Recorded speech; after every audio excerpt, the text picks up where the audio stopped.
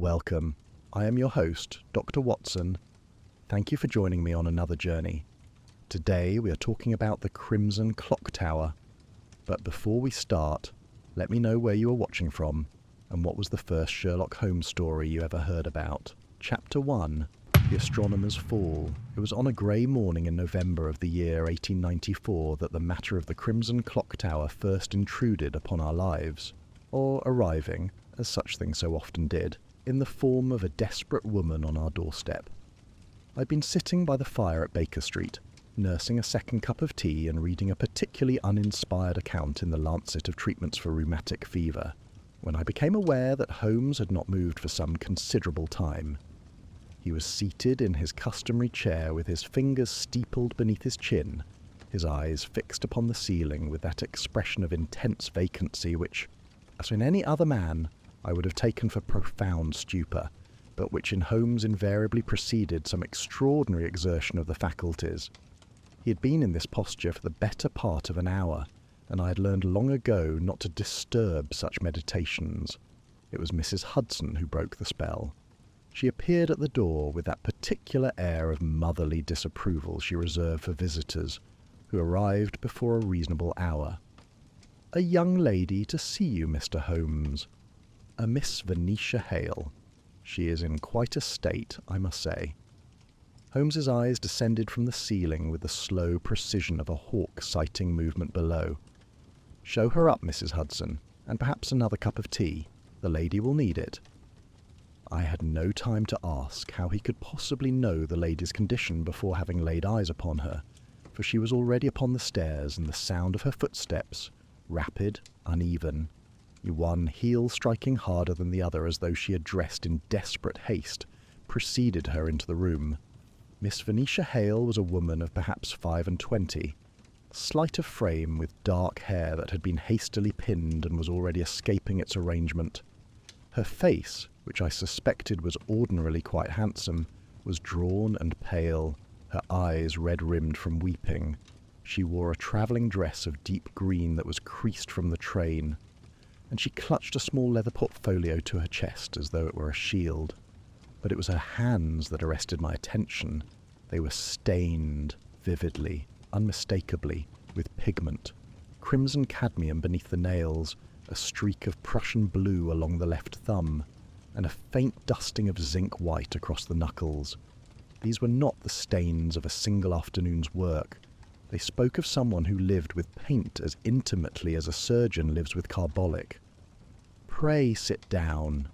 "Miss Hale," said Holmes, rising and guiding her to the basket chair. "You have come from Essex this morning, from Whitford, unless I am mistaken, and you have not slept." She stared at him. "How could you possibly? The return ticket protruding from your portfolio bears the Great Eastern Railway crest, and Whitford is the only Essex station that serves the 5:14 morning express that would deposit you at Liverpool Street, in time to reach us at this hour. Your dress, though of excellent quality, has been buttoned incorrectly at the third fastening, suggesting you dressed in poor light and considerable agitation, and the shadows beneath your eyes, if you will forgive my saying so, are not the product of a single restless night, but of several." He paused. "You are a painter. That much is self-evident. And unless I am very much mistaken, you have come to tell us about a death." The word seemed to strike her like a physical blow. She drew a sharp breath, and for a moment I feared she might faint. I moved toward her, but she steadied herself with visible effort and met Holmes's gaze. "My fiancé," she said. "Sir Ormond Pell. He is dead." The name was not unknown to me. Sir Ormond Pell was a figure of some distinction in astronomical circles, a wealthy philanthropist who had devoted his later years to the study of the heavens, and who served as president of the Whitford Astronomical Society. I recalled reading of his contributions to the observation of the Perseid meteor shower, and his generous endowment of several scientific charities. "The Astronomer," I said. "I've read his name in the journals." "He was more than an astronomer, Dr. Watson," she replied, and her voice, though it trembled, carried a fierce pride. He was the kindest, most generous man I have ever known, and they are saying he fell, that he simply fell. From the Crimson Clocktower, said Holmes. It was not a question. She nodded. You know it? By reputation. A remarkable structure, a 16th century Gothic tower of red penning sandstone, extensively modified in the last century to house one of the finest mechanical orreries in England. The astronomical clock is, I believe, considered a masterwork of Victorian engineering. The observation gallery at its peak offers an unobstructed view of the Essex sky. Holmes spoke with the precise fluency of a man reciting from an encyclopedia he had committed to memory, purely because the subject interested him. Sir Ormond was found in the courtyard below the gallery, I take it. At 11:15 on Thursday night, the night watchman found him. Her composure, so carefully maintained, began to crack. They say he leaned too far over the railing, that it was dark, that he was elderly, that he lost his balance during his observations. The constabulary has ruled it an accidental death. But you do not believe it, said Holmes. I know it to be false. She set the portfolio on her lap and gripped it with those paint-stained hands. Ormond had observed from that gallery for 30 years, Mr. Holmes. 30 years, in every weather, at every hour. He knew that railing as well as he knew his own staircase.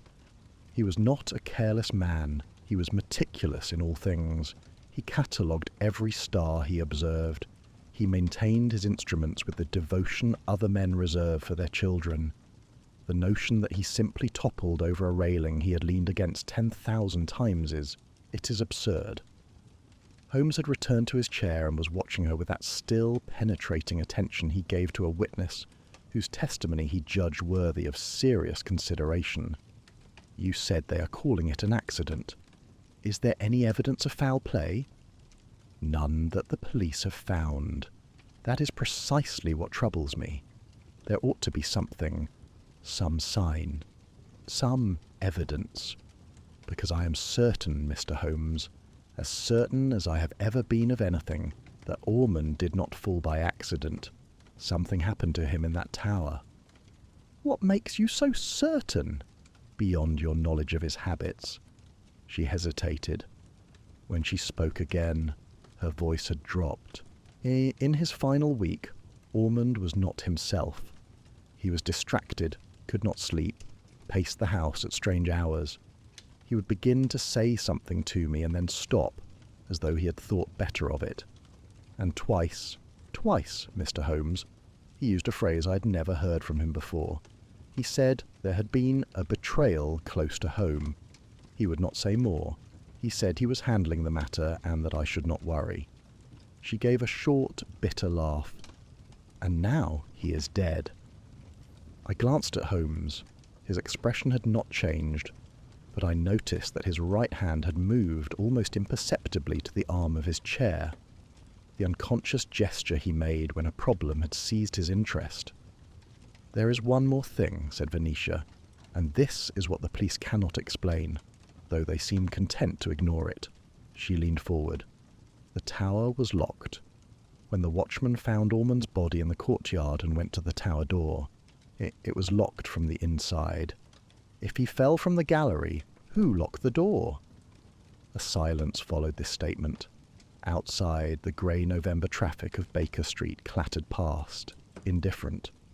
The door, Holmes repeated softly, locked from within.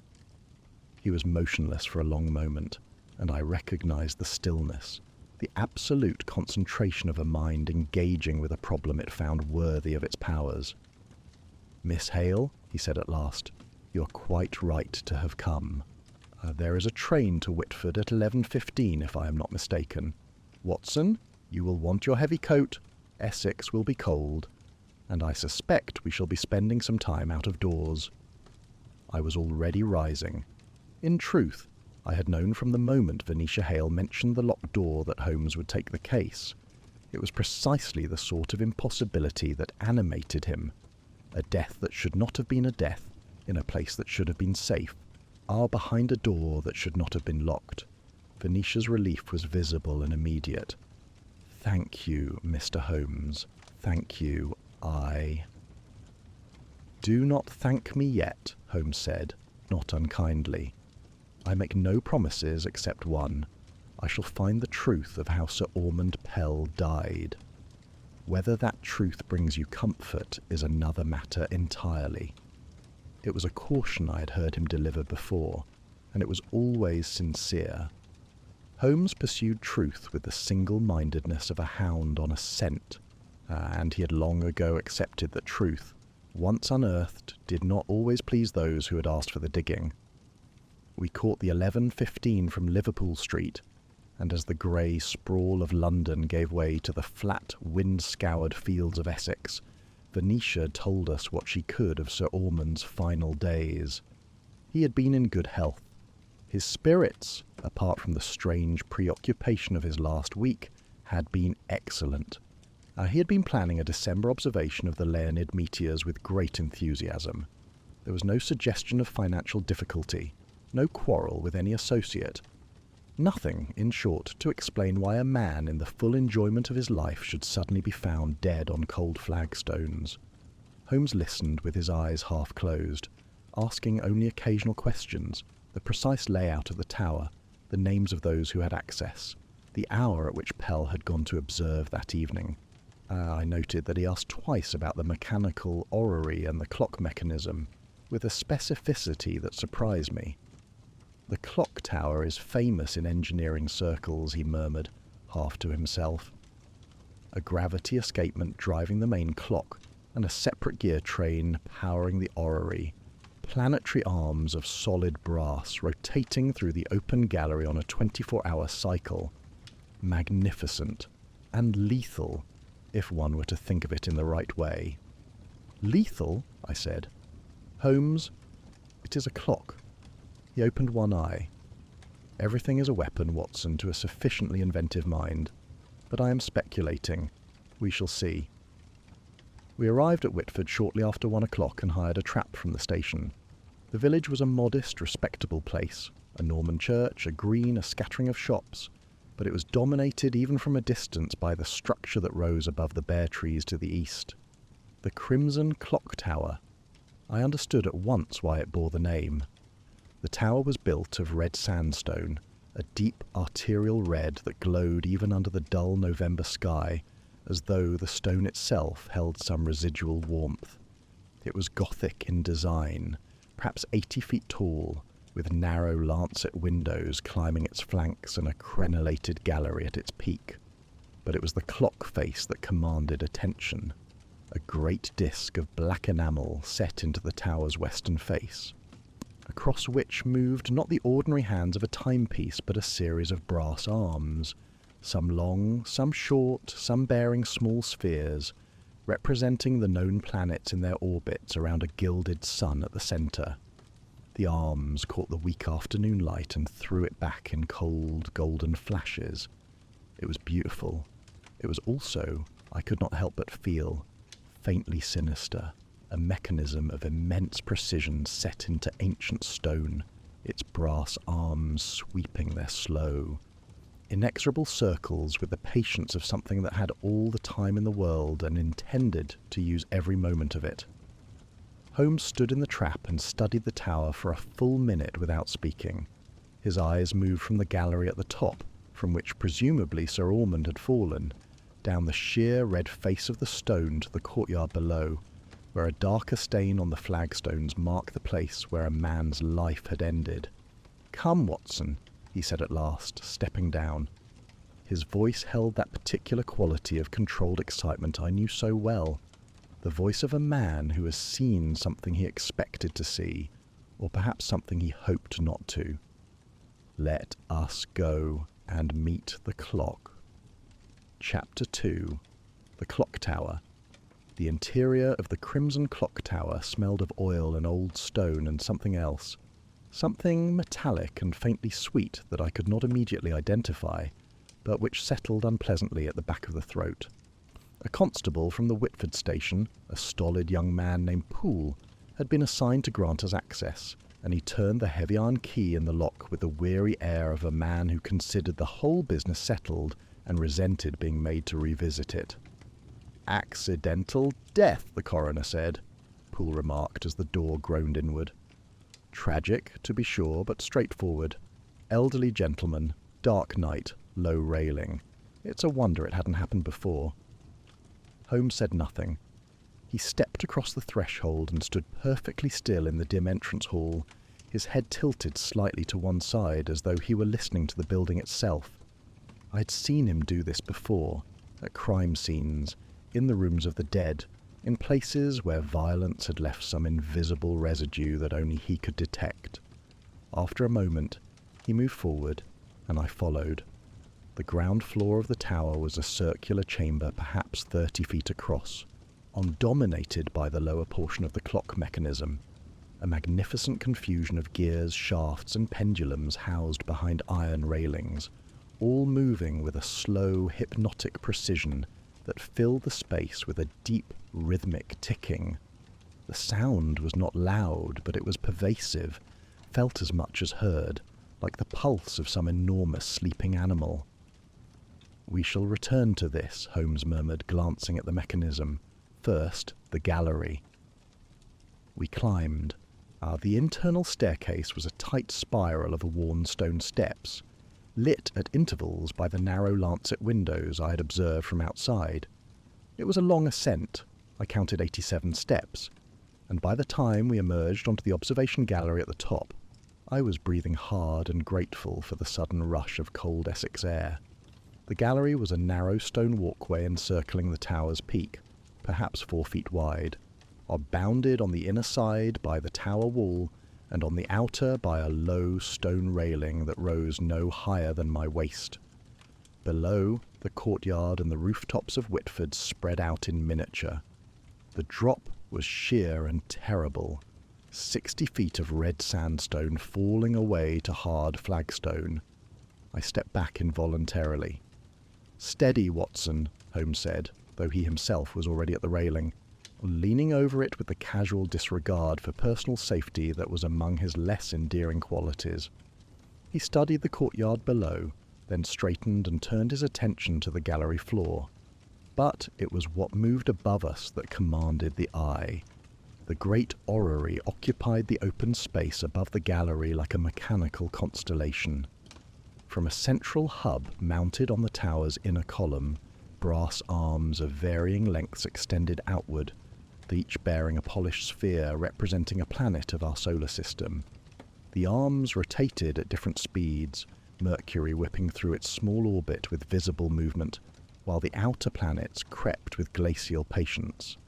The whole apparatus was driven by the clock mechanism far below, connected through a vertical shaft that ran the full height of the tower, and it moved with a silence and smoothness that seemed almost supernatural for so massive a construction.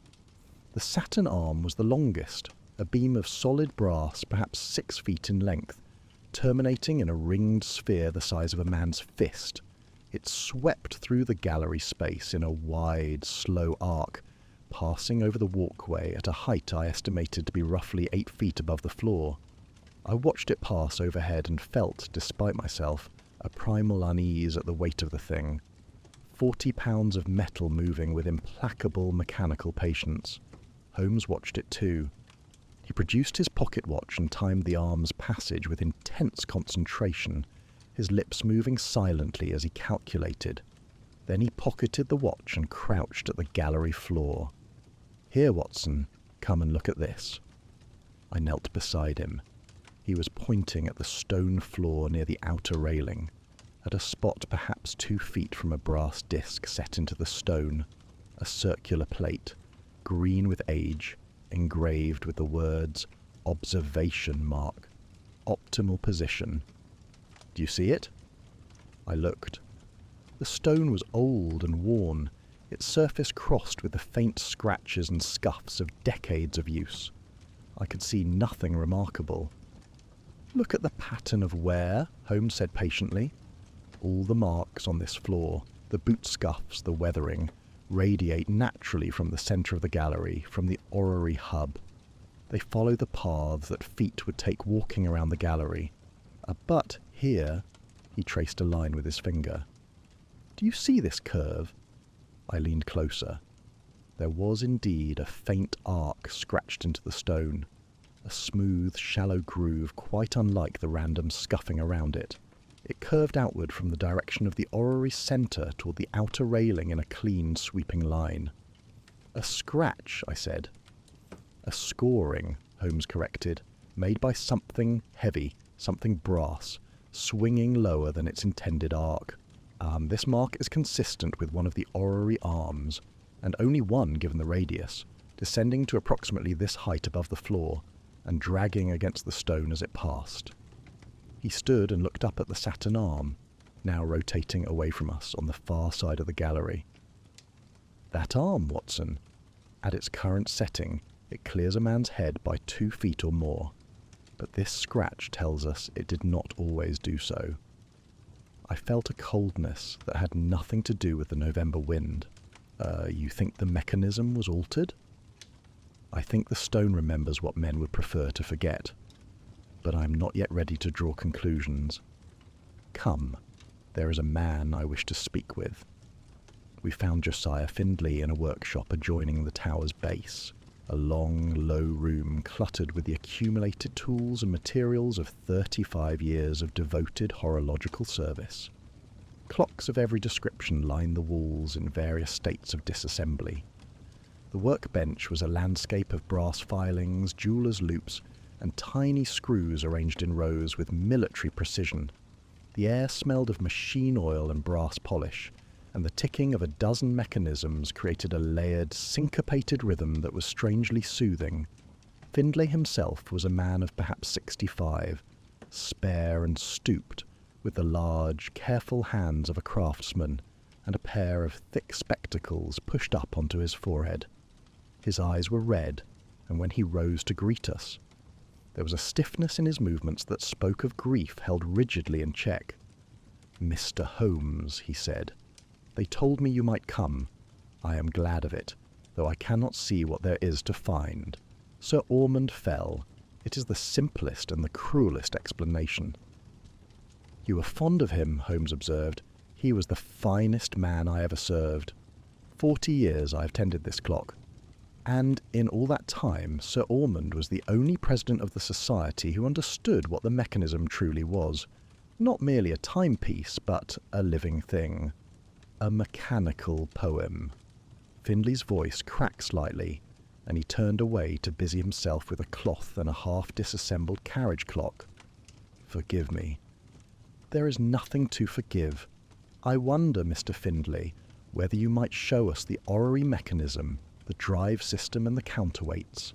I have a particular interest in mechanical astronomy." Findlay brightened at this, as craftsmen will when asked to display their life's work, and led us back into the tower and up a secondary staircase to the mechanism floor, a cramped, oil-scented chamber roughly halfway up the tower, where the main clock drive and the orrery gear train lived side by side in a cathedral of brass and iron. He walked us through the system with evident pride, the gravity escapement that drove the clock, the separate gear train that powered the planetary arms, the counterweight system that governed the height and speed of each arm's rotation. It was, even to my untrained eye, a work of extraordinary ingenuity. Holmes listened with what appeared to be genuine fascination, asking questions of surprising technical specificity about the governor mechanisms, the tolerance of the counterweight settings, the procedures for adjustment. Then almost casually, he said, "And the Saturn governor, that would be this assembly here?" He indicated a particular mechanism, a brass housing from which a weighted arm depended. Findlay confirmed it. "Would you be so good as to check its current setting against your maintenance records? I am curious about the calibration." Findlay produced a leather-bound logbook from a shelf and opened it to a page of meticulous entries. He read aloud the documented setting for the Saturn governor. I then turned to examine the mechanism itself. He leaned in, squinting. He adjusted his spectacles. He leaned closer still, holding the logbook up beside the counterweight, his face inches from the brass. After a long moment, he straightened. "It appears correct to me, Mr. Holmes." But Holmes had already drawn his own pocket magnifying lens and was examining the counterweight housing with the minute attention he typically reserved for bloodstains and forged signatures. I saw his eyes narrow. "There are tool marks here," he said quietly. "Fresh ones, within the last week, I should say.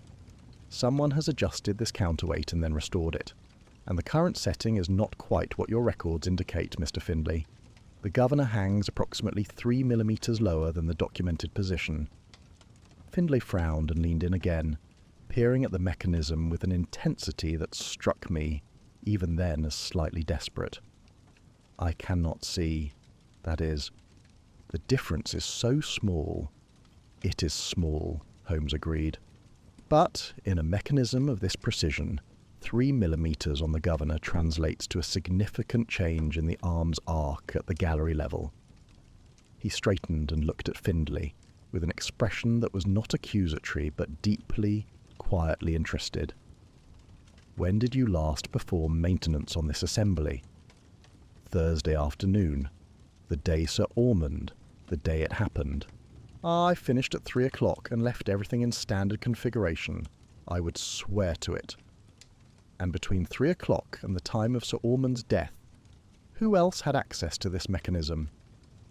Findlay shook his head slowly. "No one, to my knowledge. The tower is locked when I leave. Only Sir Ormond, myself, and the Society's committee members have keys." Holmes said nothing more on the subject. He thanked Findlay with genuine warmth, complimented the mechanism in terms that made the old horologist's eyes shine briefly through his grief, and led me back down the spiral staircase. Outside, in the cold courtyard, with the shadow of the crimson Clocktower falling across us like the hand of a sundial, Holmes stopped and looked up at the gallery far above. "What do you make of it, Watson?" "The tool marks trouble me," I admitted. "Someone has tampered with that mechanism." "Tampered, yes.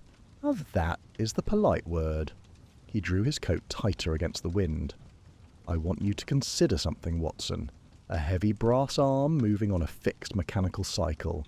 A man standing at a fixed point, the observation mark, at a predictable time.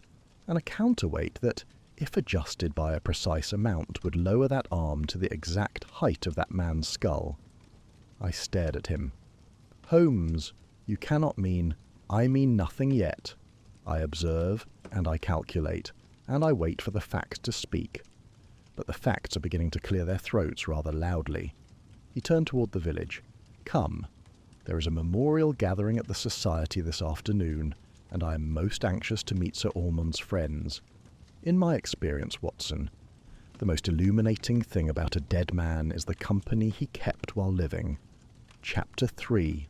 The Society of Stars. The great hall of the Whitford Astronomical Society was a handsome room of dark oak panelling, and high windows through which the fading November light fell in long, pale shafts. Portraits of former presidents lined the walls. Stern Victorian gentlemen posed beside telescopes and celestial globes, and at the far end, above the fireplace, hung the most recent edition, Sir Ormond Pell, rendered in oils with a warmth and sensitivity that marked it immediately as the work of a gifted hand. He had been painted standing at his telescope, his face turned slightly toward the viewer, with an expression of gentle, inquiring intelligence. It was, I thought, the portrait of a man who had spent his life looking upward, and had found the view agreeable. The room was full, and some 30 members of the society had gathered for what was nominally a memorial tea, though the atmosphere owed more to a coroner's inquest than to a wake. Small clusters of conversation broke apart and reformed with the restless energy of people who have much to say, and no one they fully trust to say it to. Holmes and I entered quietly, introduced by Venetia, and took up a position near the windows where we could observe the room entire. Holmes was in his element, yet I'd seen him work a crowd before, at gallery openings, at dinner parties, at the scenes of crimes both petty and profound, and his method was always the same. He watched first, cataloguing movements and expressions, and the small, unconscious gestures by which people betray themselves, and only then did he engage. He stood with a cup of tea he did not drink, and let his gaze move across the assembled company with the systematic patience of a man reading a particularly complex page of sheet music. "There," he murmured, "the four I wish to study. Watch them, Watson, and tell me what you see." I followed his gaze and identified without difficulty the figures he meant. Reverend Absalom Cray stood near the fireplace beneath Sir Ormond's portrait, receiving mourners with the practised solemnity of a man long accustomed to the rituals of grief. He was perhaps 55, of medium height, with a soft round face and thinning silver hair that lent him an air of benevolent fragility. His voice, when it carried across the room, was rich and measured, the voice of a man who had spent decades speaking from pulpits and knew precisely how to modulate compassion. He clasped the hands of each mourner with both of his own and held them a moment too long, and his eyes glistened with tears that seemed entirely genuine. "The chaplain," I said. "He appears deeply affected." "He appears many things," Holmes replied. "Continue." Desmond Buckler occupied the opposite end of the room, as far from the portrait and the Reverend as the walls would allow. He was a young man of perhaps 30, fair-haired, sharp-featured, as with the flushed complexion and slightly unfocused gaze of someone who had been drinking before the event began. He leaned against a bookcase with his arms folded, radiating a sullen hostility that kept other mourners at a careful distance. As I watched, he drained his glass, glanced toward Venetia with an expression of undisguised contempt, and muttered something to a passing waiter that made the man flinch. "The nephew," I said. "He does not trouble to conceal his bitterness. He does not trouble to conceal anything, a dangerous quality in some men. In Mr. Buckler, I suspect it is merely the product of insufficient imagination. Go on." Professor Hadrian Volker stood apart near the windows, holding his teacup with the rigid formality of a man at a foreign embassy. He was tall and gaunt, with a high forehead and deep-set eyes that moved constantly, assessing the room with an academic's habitual wariness. His dress was immaculate, Berlin tailoring if I was any judge, but his collar was slightly too tight, and he kept running a finger along its edge, a nervous habit that suggested the stiffness extended beyond his wardrobe. When a fellow member approached and mentioned in the course of conversation Sir Ormond's celebrated debunking of that German fellow's lunar paper, Falk's jaw tightened so violently I thought he might crack a tooth. "The rival," I said. "He is controlling himself, but only just." "Very good, Watson. And the last?" Findlay sat in a corner chair, slightly removed from the gathering, holding a printed memorial programme at arm's length and squinting at it with an effort that creased his entire face. After a moment he lowered it and recited what I assumed were the printed words aloud to his neighbour, fluently and from memory. He had not been reading at all. "Findlay," I said slowly. He could not read the programme. Holmes gave me a brief, approving nod. "Now you are seeing, Watson. Shall we circulate?" What followed was a masterclass in the art of the seemingly casual interrogation. Holmes moved through the room with a teacup and an air of mild, scholarly curiosity, engaging each of the four in conversations that appeared entirely innocent and were, in fact, surgical. He spoke with Cray first, complimenting the eulogy and expressing admiration for the Society's charitable works. Cray warmed to the subject immediately, so describing with evident pride the various endowments and disbursements he oversaw as the Society's treasurer and spiritual adviser. Holmes asked gentle questions about the administrative burden, the ledgers, the audits, the correspondence with recipient charities. Cray answered smoothly, fluently, and with a level of precise financial detail that struck me as remarkable for a clergyman. "A Calais maritime charity I noticed in the annual report," Holmes said lightly. "Most unusual. Is there a particular connection?" For the briefest instant, so brief that I might have imagined it, something moved behind Cray's mild blue eyes. Then he smiled. Sir Ormond had a great fondness for the French maritime tradition, a personal enthusiasm. I merely administer the disbursements as directed. Holmes thanked him and moved on. With Buckler, he was more direct. "When did you last visit the Clocktower, Mr. Buckler?" Buckler stiffened. "Weeks ago. And I have no interest in the tower or its wretched clock. That was my uncle's obsession, not mine." "Of course. I only ask because a groundskeeper mentioned seeing someone matching your description near the tower grounds on the evening of Sir Ormond's death." The colour drained from Buckler's face with a speed that was almost theatrical. He recovered poorly. "The groundskeeper is mistaken. I was at my lodgings all evening. Now, if you will excuse me, Mr. Holmes." "I did not come here to be interrogated." He left the room. Holmes watched him go with an expression of mild interest and no surprise whatever. The conversation with Volker was brief and tense. The professor acknowledged his professional dispute with Pell with cold candour.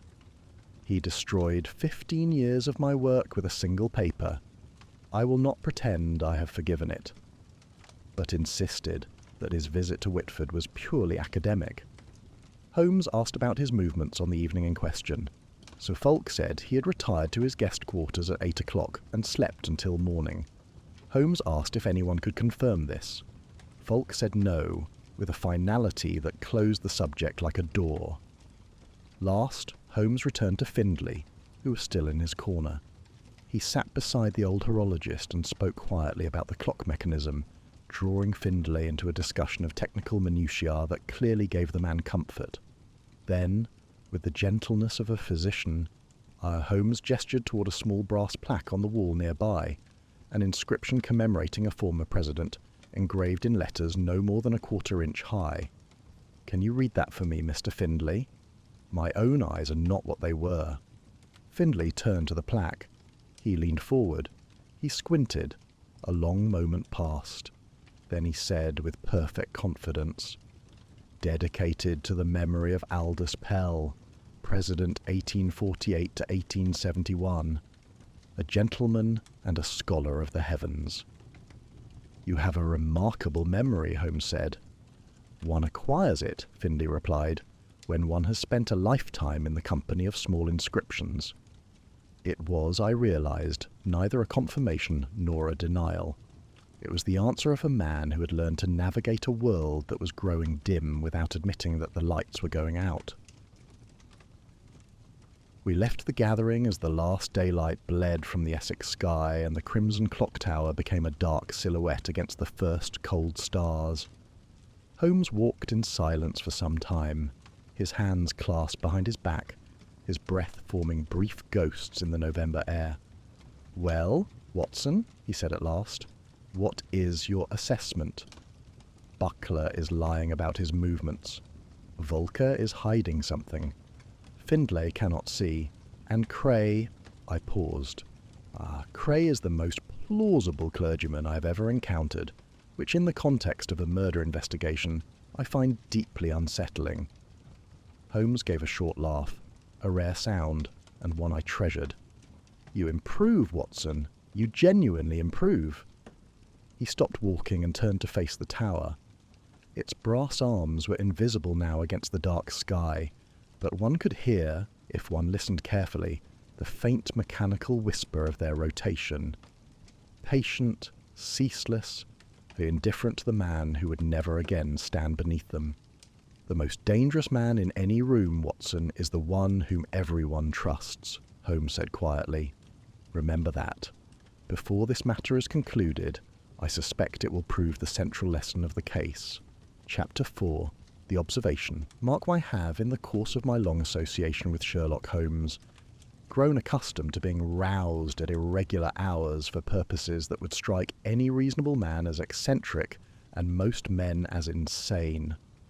But there was something particularly unsettling about standing on a narrow stone gallery 80 feet above a dark courtyard at 9 o'clock on a November night, with a bitter wind cutting through my overcoat and the stars wheeling overhead in cold, indifferent profusion. Must we do this now? I asked, not for the first time. We must do this precisely now. Watson, Sir Ormond died at this hour, in these conditions, in this darkness. If we wish to understand what killed him, we must stand where he stood and see what he saw, or rather, what he did not see coming.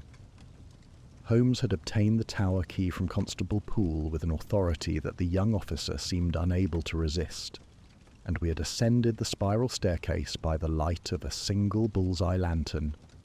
Now we stood on the gallery with the lantern shuttered, and the darkness was very nearly complete.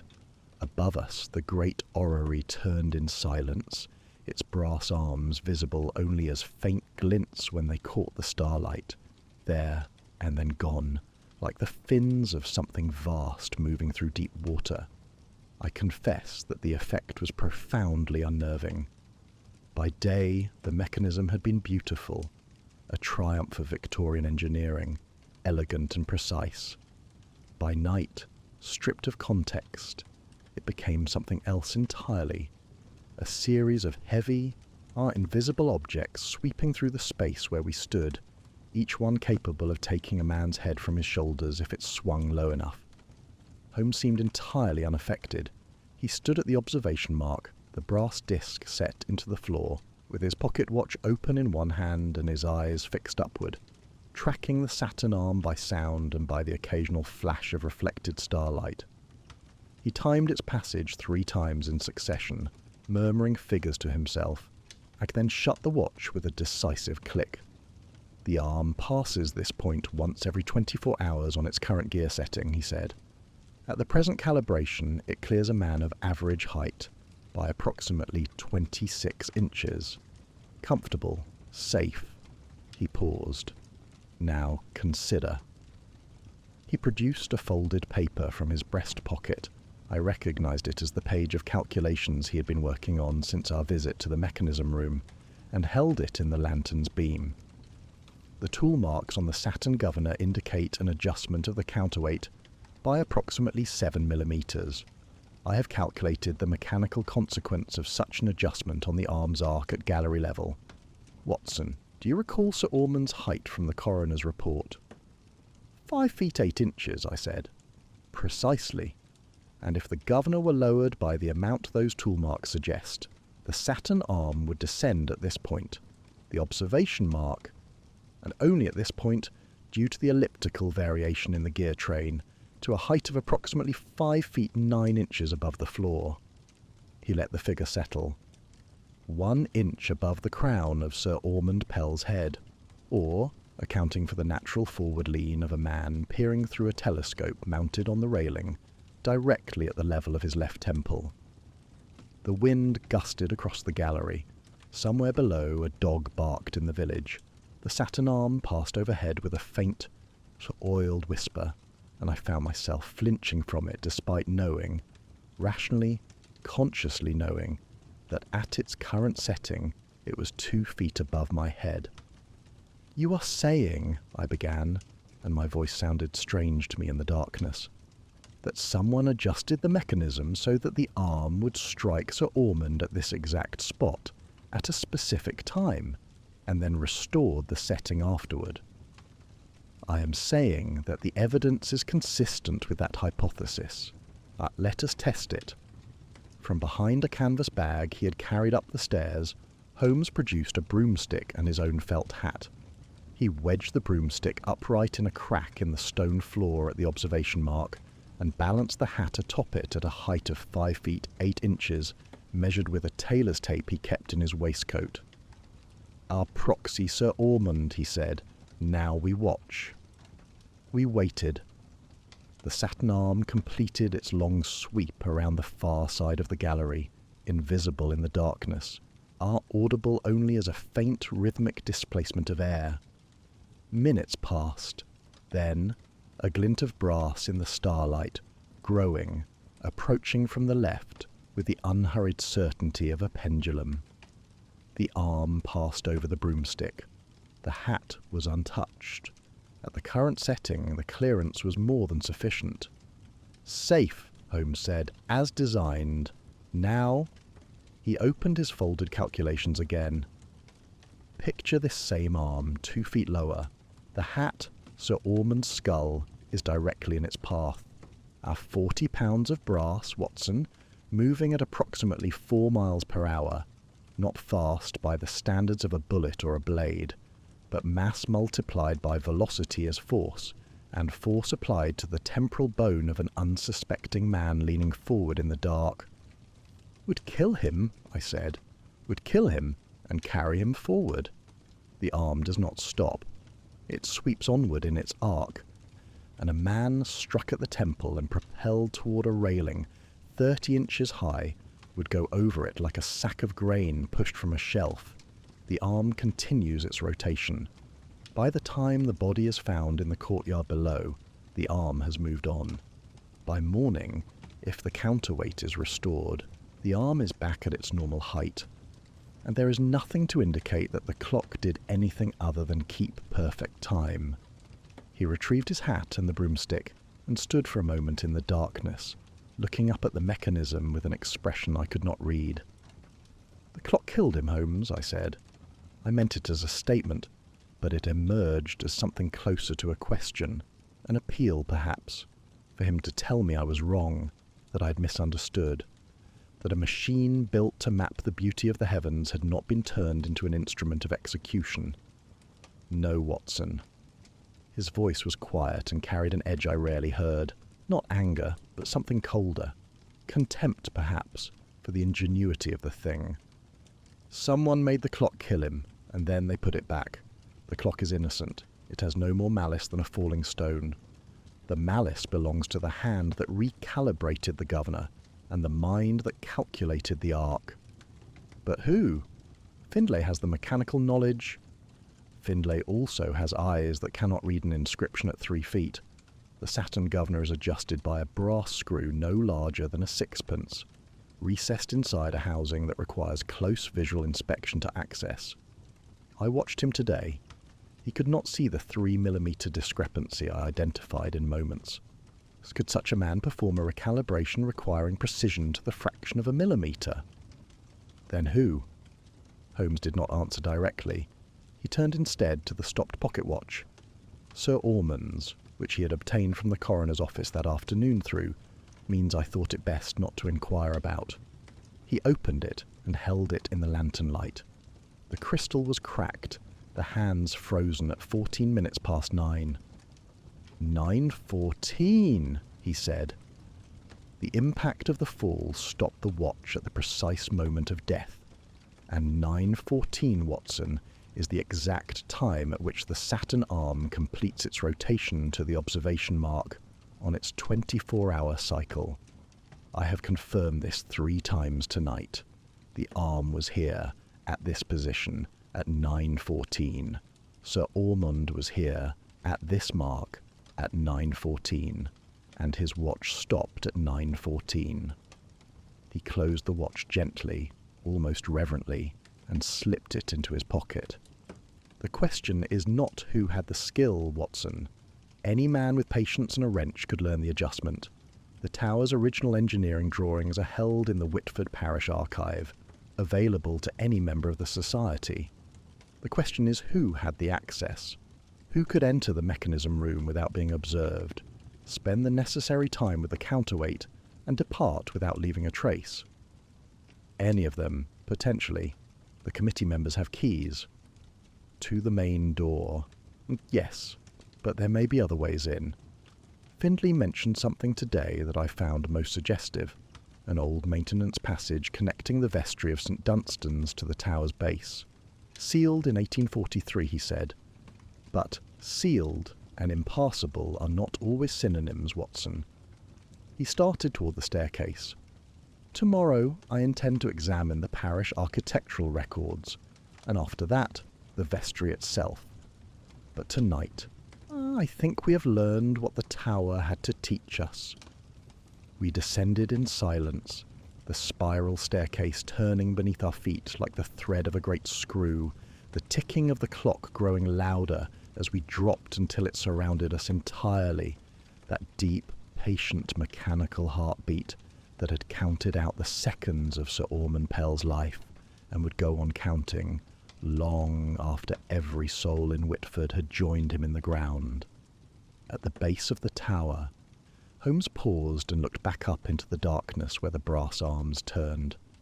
A clock that kills at an appointed hour and then erases the evidence with its own motion, he said softly. It is, I confess, one of the most elegant methods of murder I've ever encountered, which makes it one of the most dangerous. Elegance in crime, Watson, is the hallmark of a mind that has had a very long time to think and a very compelling reason to act. Chapter 5. The Nephew's Gambit. Desmond Buckler's lodgings occupied the upper floor of a narrow house on Whitford's High Street, above a tobacconist's shop, whose proprietor regarded us with frank curiosity as we climbed the stairs. The door at the top was opened by Buckler himself, unshaven in shirt-sleeves.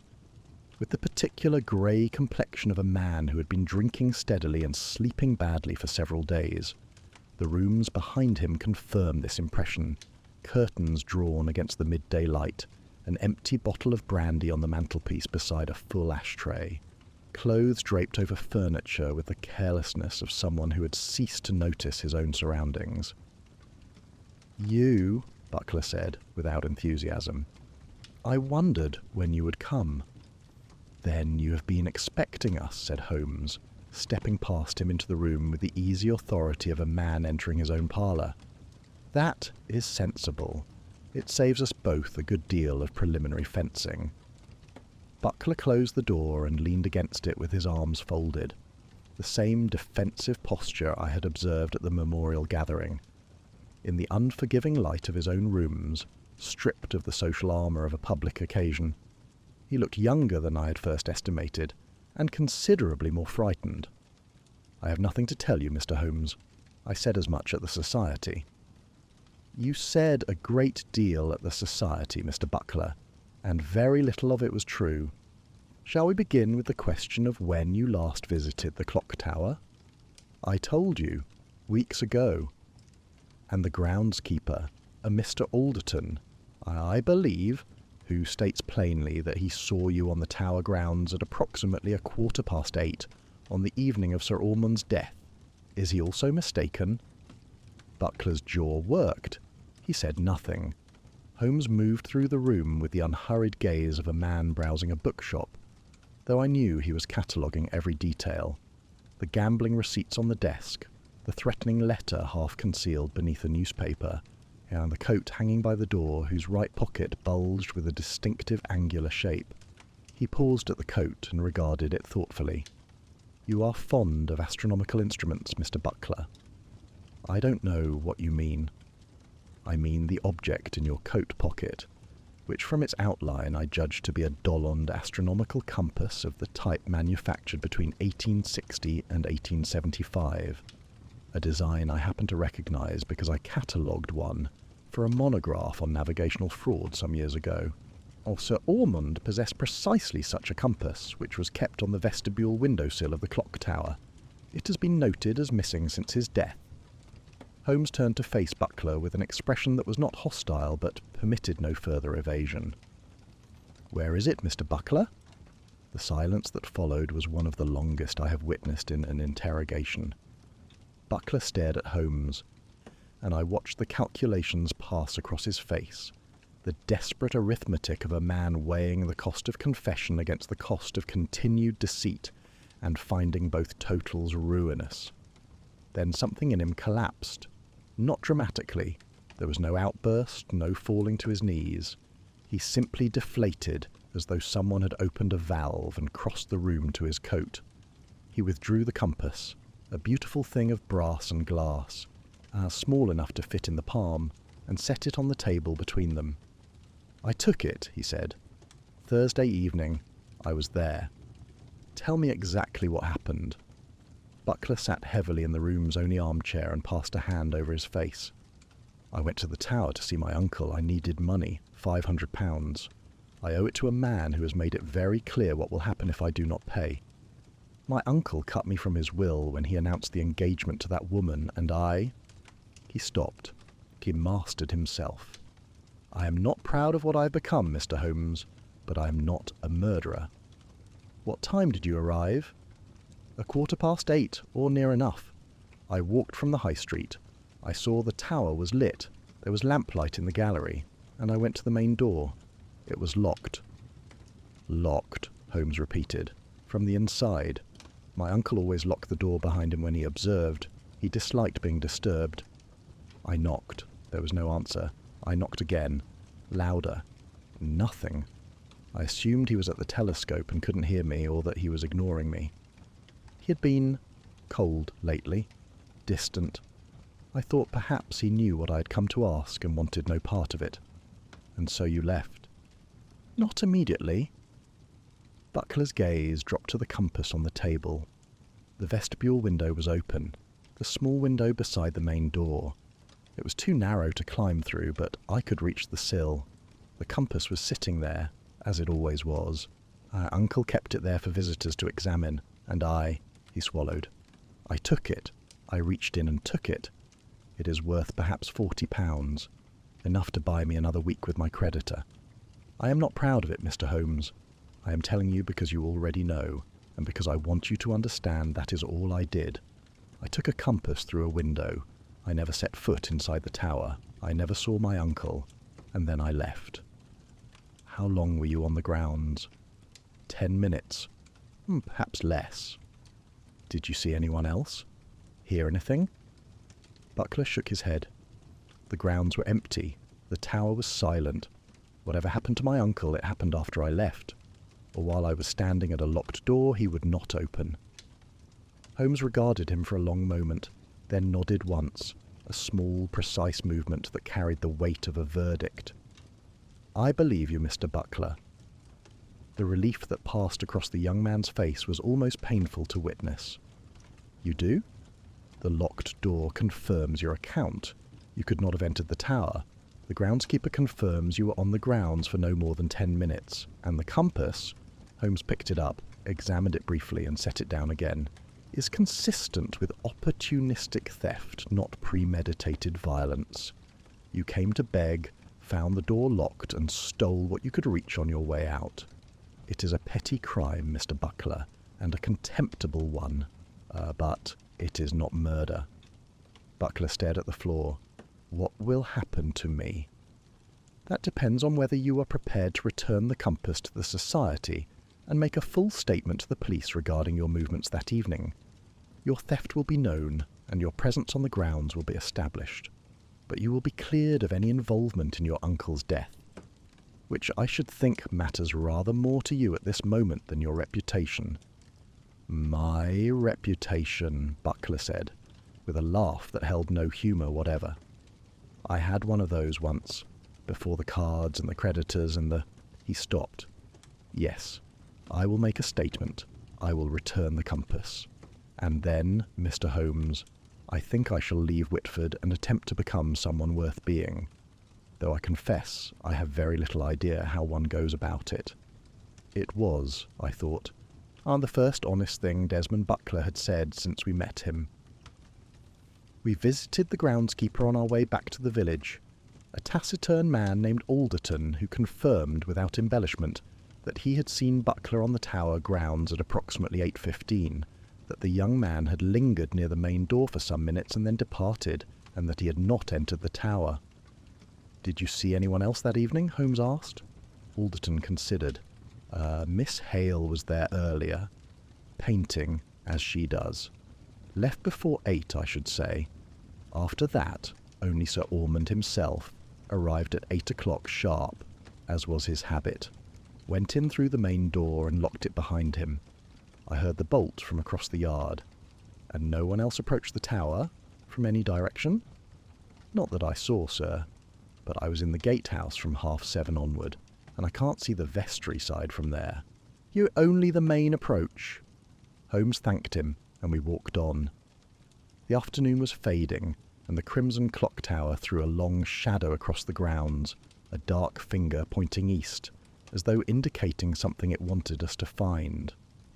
Buckler is eliminated, Holmes said.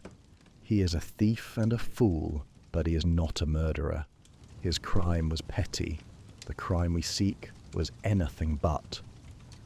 He glanced toward the tower, and specifically I noticed toward the side that faced the old chapel of St.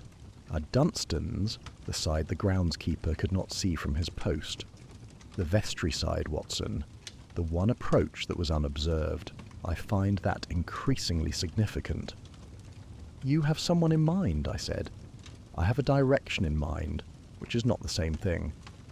But before I follow it, there is another suspect who requires my attention, a German professor with no alibi and a very powerful grievance. Tomorrow, Watson. Tonight, I must think. Chapter 6. The German Professor.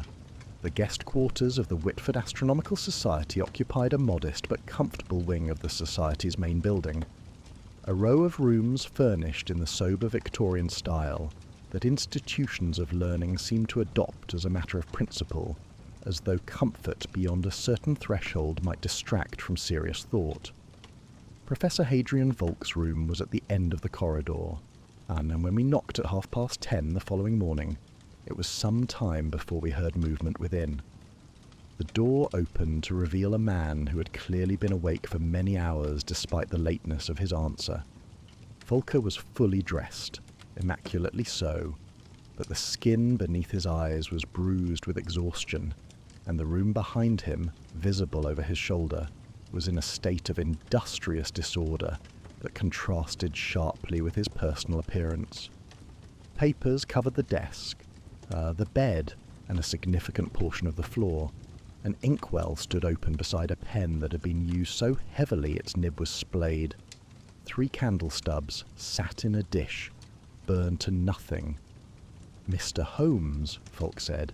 His English was precise, lightly accented, and delivered with the clipped economy of a man who considered unnecessary words a form of intellectual weakness. "I wondered whether I would see you again. Please come in. You will forgive the disorder. I have been working." "So I observe," said Holmes, stepping inside and surveying the room with an interest he did not trouble to conceal, and with considerable urgency, it would seem. 3 candles suggest you work through the night. The inkwell has been refilled at least twice. I can see the tide marks on the glass. And the papers on the floor are not discarded drafts, but reference materials arranged in a pattern that suggests systematic cross-referencing. You are writing something substantial, Professor. Volker's expression did not change, but a muscle tightened at the corner of his jaw, that same involuntary contraction I had observed at the memorial when his ruined paper was mentioned. He closed the door and stood with his back to it, arms folded. "I am an academic, Mr. Holmes. Writing is what I do. I fail to see its relevance to your investigation. Its relevance depends entirely on what you are writing, and why you felt compelled to do so through the night. But let us begin with simpler matters." Holmes settled into the room's single armchair with the ease of a man who intended to stay. "You told me at the memorial that you retired to this room at 8 o'clock on the evening of Sir Ormond's death, and slept until morning. That was a lie." The directness of it startled even me. Volker stiffened. "On what basis?" "On the basis of this room, Professor. A man who sleeps does not burn 3 candles to the stub. A man who sleeps does not refill his inkwell twice. And a man who sleeps does not, upon answering his door the following morning, have ink stains on the 2nd and 3rd fingers of his right hand that are clearly 12 hours old." Holmes gestured at Volk's hand. "You were writing that night, Thursday night, just as you were writing last night, and, I suspect, every night since your arrival in Whitford. The question is what, and whether it has any bearing on the death of Sir Ormond Pell." A long silence followed. Volker remained at the door, his deep-set eyes fixed on Holmes with an intensity that, in another context, might have been threatening. He was, I realized, making a calculation not unlike Buckler's, though in Volker's case the arithmetic was conducted with considerably more precision and considerably less panic. "If I show you," he said at last, "you will understand why I concealed it. and you will understand that it has nothing whatever to do with murder." He crossed to the desk and gathered a thick sheaf of papers, 40 pages or more, densely covered in a small, angular hand, interspersed with mathematical formulae and diagrams. He held the manuscript for a moment, as though weighing whether to release it, then placed it in Holmes's hands. "It is a counter-paper," Volker said, "a complete refutation of Sir Ormond Pell's critique of my work on lunar parallax. Every error in his analysis exposed, every assumption challenged, every conclusion dismantled." His voice had taken on a quality I had not heard before, not anger, precisely, but a cold, concentrated ferocity that was entirely intellectual in character. "Pell destroyed my reputation with a single publication. I have spent 2 years constructing the instrument of his destruction in return. That paper is the weapon I came to Whitford to sharpen." Holmes read in silence for several minutes, yet turning pages with the rapid efficiency of a man who could absorb dense material at extraordinary speed. I watched his expression and saw something I had not expected: genuine respect. "This is remarkable work, Professor," Holmes said. "Your mathematical treatment of the parallax variance is, if I am any judge, substantially superior to Pell's original critique. If published, it would, at the very least, reopen the debate and rehabilitate your position considerably." For the first time, something like warmth crossed Volk's austere features. "You understand the mathematics?" "Sufficiently, but I also understand something else." Holmes turned to a page near the middle of the manuscript and tapped a particular passage. "These observational measurements, the raw data on which your central argument depends, they are not from any published source I recognize, and the precision of the figures suggest access to unpublished records from a major observatory. The Royal Observatory at Greenwich, if I am not mistaken." The warmth vanished. Volker said nothing. "You obtained these measurements privately," Holmes continued. "From a junior colleague, I should think. Someone with access to the observatory's unpublished data who could be persuaded to share it. Persuaded, perhaps, financially." "He was underpaid," Volk said very quietly. "Brilliant and underpaid. I offered him a fair price for data that should have been publicly available. It is not," he stopped, "it is not how I wish to conduct my work. But it is how you conducted it, and if this paper were published with these figures, and their provenance were discovered, the consequences would extend beyond embarrassment. Your colleague would lose his position. You would face charges of academic fraud. Your refutation of Pell would be dismissed not on its merits, but on its method, and your reputation, already damaged, would be destroyed beyond any possibility of repair." Volker sat on the edge of the bed. The energy seemed to drain from him, and for a moment he looked not like a proud Prussian scholar, but like a tired man who had been carrying something heavy for a very long time. "Yes," he said, "that is why I concealed it. Not because I killed Sir Ormond. I did not, Mr. Holmes, and I will swear to it on any oath you choose, but because what I did was dishonourable. And dishonour is something I find considerably more difficult to confess than violence." Holmes regarded him with an expression I had seen him wear before, in the presence of intelligent men who had made a single catastrophic error of judgment. Not contempt, but a kind of clinical sympathy, as one might feel for a fine watch with a cracked mainspring. "Professor Volker, I must ask you plainly, do you possess any mechanical skill? Specifically, any familiarity with clockwork mechanisms, counterweight systems, or precision engineering?" Volk blinked at the apparent change of subject.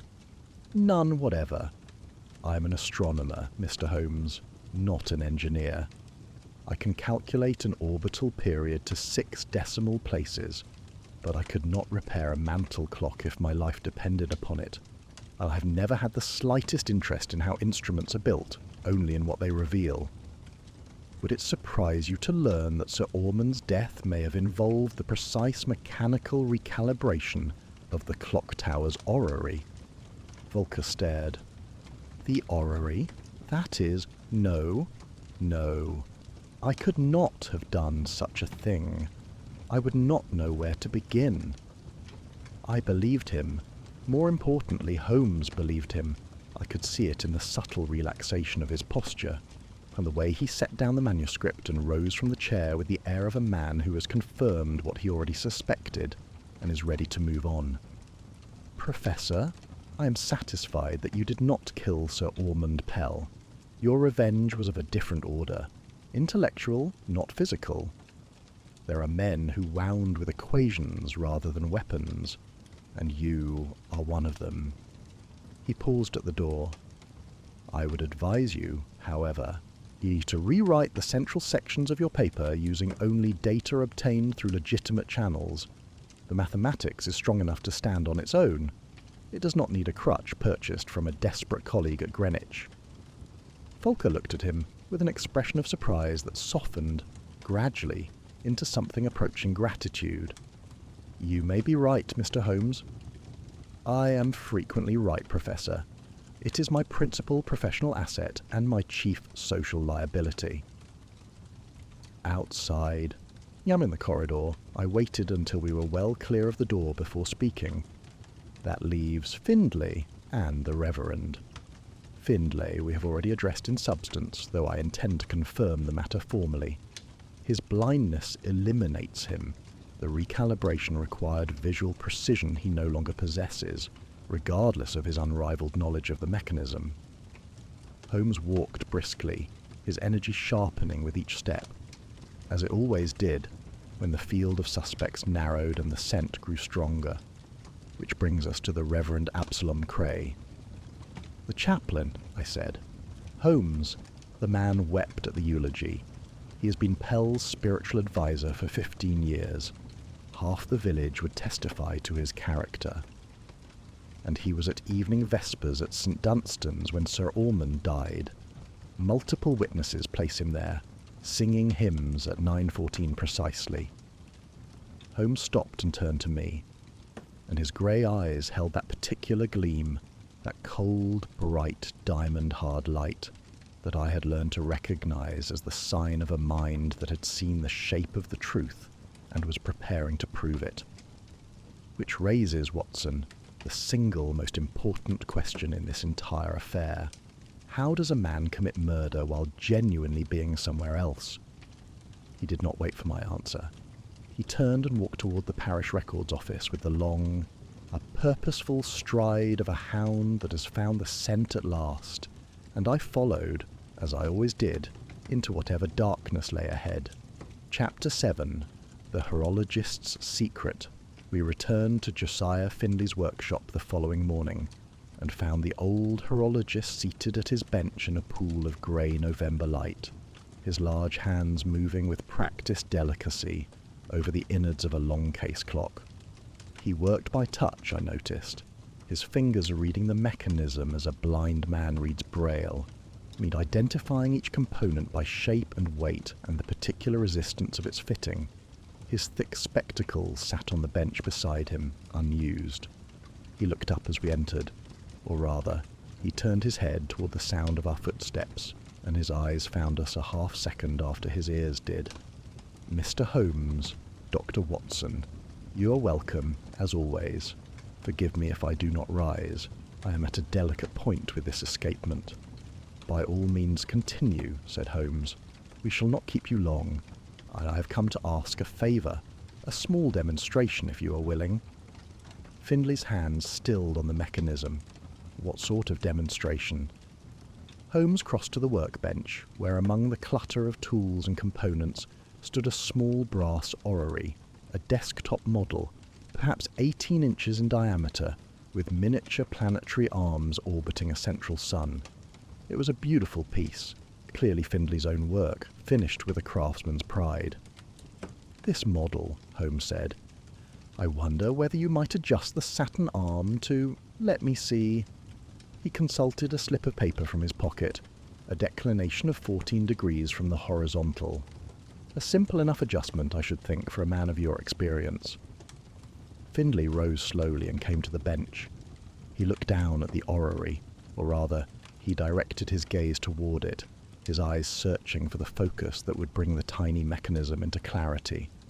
He reached for a small brass key that fitted the adjustment screw on the Saturn governor. His fingers found it without difficulty. He inserted it and began to turn. Then he stopped. He leaned closer, his face inches from the mechanism. He tilted his head, trying to catch the light at a better angle. His hand trembled on the key, not from age or infirmity, but from the particular frustration of a man whose hands know exactly what to do, while his eyes can no longer confirm whether they have done it. He withdrew the key and set it down. 14 degrees, you said. I confess the graduation marks on this model are. They are very fine. My eyes are not what they were this morning. If you could read me the current setting, Mr. Holmes, I can make the adjustment from there. Holmes said nothing for a moment. Then very gently, he reached out and took the brass key from Findlay's hand. How long, Mr. Findlay? The workshop was very quiet. The dozen clocks on the walls ticked on in their layered, overlapping rhythms, a sound that had filled this room for 35 years, faithful and indifferent to the man who tended them. Findlay stood with his hands at his sides and his head bowed, and I saw the precise moment at which he understood that the secret he had guarded for so long was no longer his to keep. 2 years, he said. Perhaps a little more. It began with the fine work, the engraving, the small screws, the graduated scales. I told myself it was the light in the workshop. Then it was the inscriptions on the clock faces. Then the logbook entries. He removed his spectacles from the bench and turned them over in his hands, a gesture not of use but of habit, the way a soldier might handle a rifle he can no longer fire. 6 months ago, I could no longer read my own maintenance records without a magnifying glass held at arm's length. Now, even that is failing. And you told no one. Who would I tell, Mr. Holmes? The clock is my life. It is the only thing I have done that matters, the only work that will outlast me. If the society knew I could barely see the mechanism, they would pension me off inside a week and bring in some young man with sharp eyes and no understanding. He would maintain the gears and oil the bearings and never once listen to the way the escapement breathes when the temperature drops, or feel the particular vibration that tells you the third wheel is running 2 seconds fast. His voice cracked. I have kept the clock by memory and by touch. Every gear, every shaft, every counterweight. I know them the way a mother knows her child's face. I do not need to see them, but no one would believe that. I found myself moved, and I could see that Holmes was not unaffected, though he carried it differently, a brief tightening around the eyes quickly mastered. Mr. Findlay, I must ask you a direct question, and I require a truthful answer. On Thursday afternoon, the day of Sir Ormond's death, you performed routine maintenance on the clock mechanism and departed at 3 o'clock. During that maintenance, did you work on the upper orrery mechanism, specifically the Saturn counterweight governor? No, sir. I was on the lower clock face all afternoon. The gravity escapement needed adjustment. I did not go above the mechanism floor. And the Saturn governor, the adjustment screw that controls the arm's arc at gallery level. Could you describe the physical procedure required to recalibrate it? Findlay nodded slowly. The governor housing is accessed through a brass panel on the upper mechanism frame. Inside, there is a threaded screw, perhaps a 1/4 inch in diameter, set into a graduated collar with markings at 0.5 millimeter intervals. You loosen the lock nut, turn the screw to the desired setting, reading the collar's graduation to confirm position, and retighten. It requires a steady hand and a clear eye. The markings are very fine, and the screw must be set precisely. A 1/4 turn too far on that screw changes the arm's height at gallery level by several inches. A clear eye, Holmes repeated.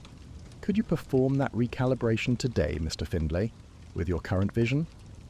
The answer was written on the old man's face before he spoke it.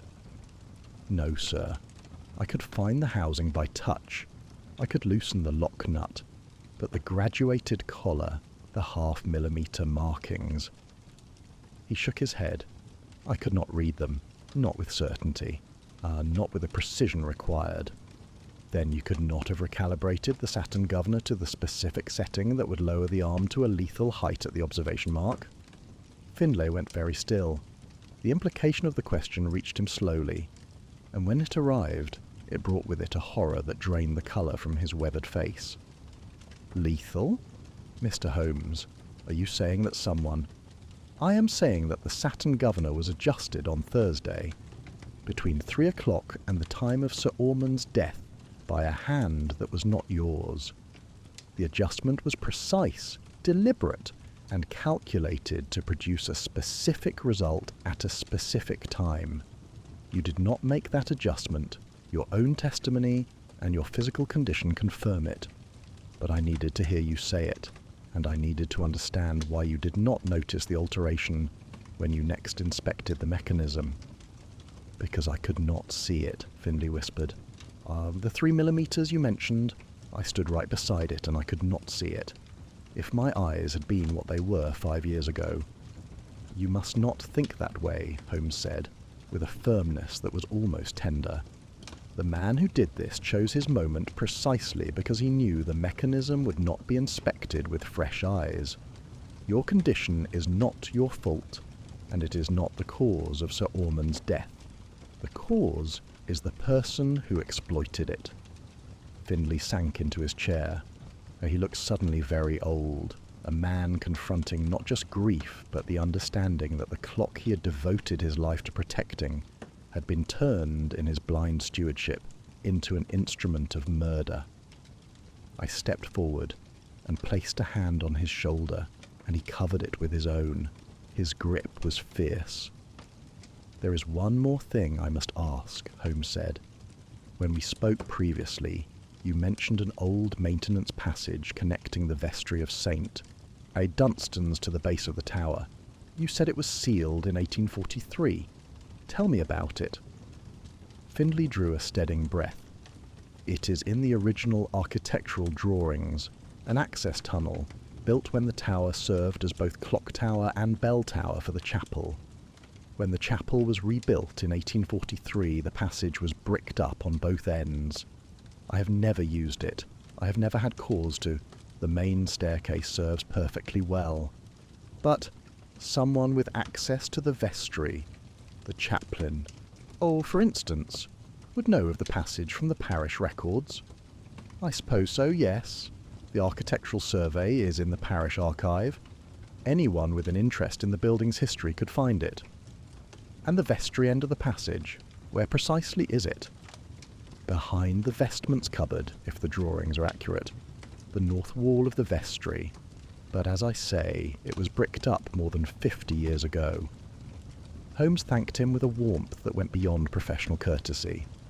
He complimented the desktop orrery, sincerely, I believe, for it was genuinely exquisite work, and told Findlay that his decades of service to the clock were a testament to devotion that no affliction of the eyes could diminish. Findlay nodded, but did not speak. When we left, he was sitting at his bench with his hands resting on the long case clock he could no longer see to repair, and the ticking of his dozen charges filled the silence around him like a congregation murmuring prayers for a minister who has lost his faith. Outside, Holmes walked in silence for some time, his hands deep in his coat pockets, his gaze fixed on the middle distance.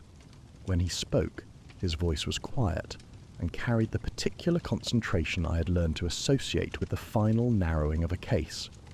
The vestry passage, Watson, built for maintenance, sealed for convenience, forgotten by everyone, except perhaps by someone who had reason to search the parish records and the imagination, to see in an old bricked-up tunnel not an architectural footnote but an opportunity. Cray, I said, Cray has served as chaplain of St. Dunstan's for 15 years. The vestry is his domain. The parish archive is his library. And the passage, if it is passable, would provide direct, unobserved access from the vestry to the tower's base and internal stairwell. He stopped walking and looked at me. Tomorrow, Watson, I intend to visit the parish records office, and then the vestry itself. If I find what I expect to find, the question of access will be answered, and then there will remain only the question of why, which, I suspect, will prove the most damning answer of all. Chapter 8. The Passage and the Psalms. Holmes was gone before I woke. I came down to the small parlour of the inn where we had taken rooms and found a note propped against the teapot in his angular hand. 3 errands. Back by noon. Do not eat all the toast. S.H. asterisk. He returned at 12:20, windswept and bright-eyed, carrying a leather satchel that had not been with him when he left. He set it on the table, called for coffee, and sat opposite me with the contained energy of a man who has spent the morning confirming what he already knew and is now preparing to explain it. 3 fronts, Watson, he said. 3 fronts, and every one of them has yielded. Let me take them in order. He opened the satchel and produced a large folded document, old, foxed at the edges, drawn in ink on heavy draftsman's paper.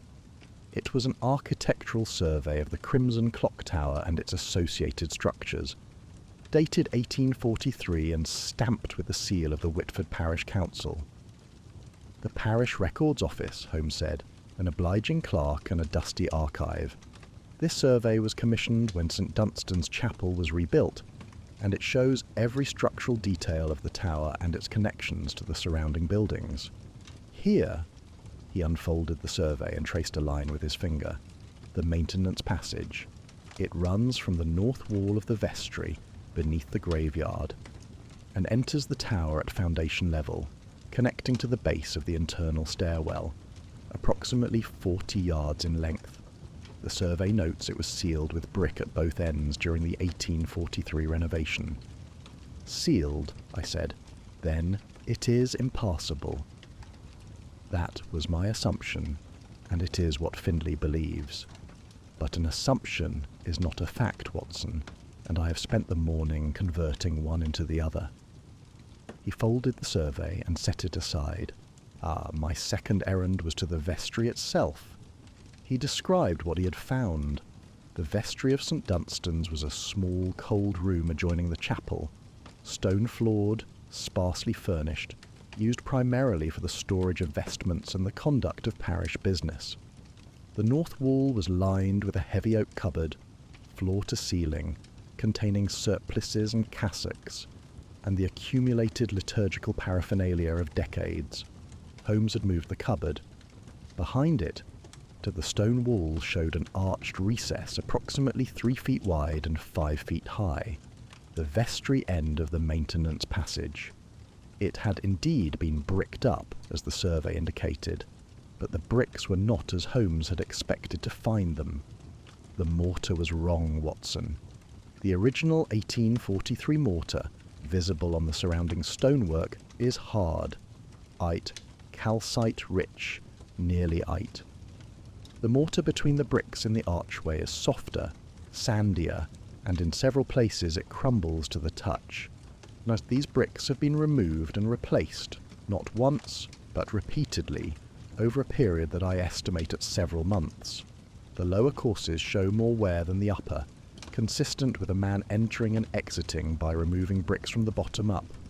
And, on the vestry floor, beneath the cupboard, which had been shifted from its original position by approximately 4 inches, evidenced by the dust line on the stone, I found fresh mortar dust. Not days old, Watson, or hours. Someone has been using the passage. Someone with access to the vestry, which is to say, the chaplain, has been using the passage regularly and recently. I removed enough bricks to confirm that the tunnel beyond is clear. The air inside was cool and moved freely, indicating the far end and the tower end is also open. I did not enter, as I had no wish to alert our quarry, but I have no doubt that the passage provides unobserved access from the vestry to the base of the clock tower. He paused to drink his coffee, and I could see that he was not merely reporting, but constructing, laying out the evidence in the precise order that would make its cumulative weight irresistible. He set down the cup and reached into the satchel again. "My third errand," he said, was to the Reverend Cray's study. "How did you gain access?" I called upon him to discuss funeral arrangements for Sir Ormond, a plausible pretext given that Cray is the officiating clergyman. He was gracious, solicitous, and entirely at ease. He offered me tea and went to prepare it himself, leaving me alone in his study for approximately 7 minutes. It was sufficient. What Holmes had found in those 7 minutes constituted, to my mind, the most damning evidence yet assembled. The study was lined with bookshelves, theology, philosophy, parish histories, the predictable library of a country clergyman. But Holmes, who read bookshelves the way other men read faces, had noticed that one volume, a large Bible, leather-bound, positioned on the second shelf, sat slightly forward of its neighbours as though it were removed and replaced more frequently than the books around it. He had taken it down and found that its interior had been hollowed out. The cavity contained a packet of letters. Holmes laid them on the table before me. There were 9 in total, written in French in a woman's hand, on thin paper of the sort used for overseas correspondence. Each was postmarked Calais. The most recent was dated 3 weeks before Sir Ormond's death.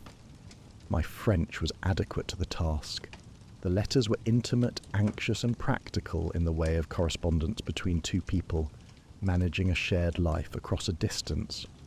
They spoke of children, 2, a boy and a girl, their school fees, their health, their questions about when Papa would visit. They spoke of money, payments received, expenses mounting, a roof that needed repair. And they spoke of love, cautious, worn, habitual love, the kind that has survived years of separation and secrecy and has learned to express itself in the language of logistics. Cray is supposedly a lifelong bachelor, I said. Cray is supposedly many things. He is supposedly a devoted servant of the church, a faithful steward of the Society's charitable funds, and a man of unimpeachable moral character. The letters suggest a rather different portrait, a man leading 2 lives, funding one with the resources of the other. Holmes produced a final item from the satchel, a ledger, or rather a sheaf of pages he had copied in his own hand from the Society's financial records. Which brings us to the money.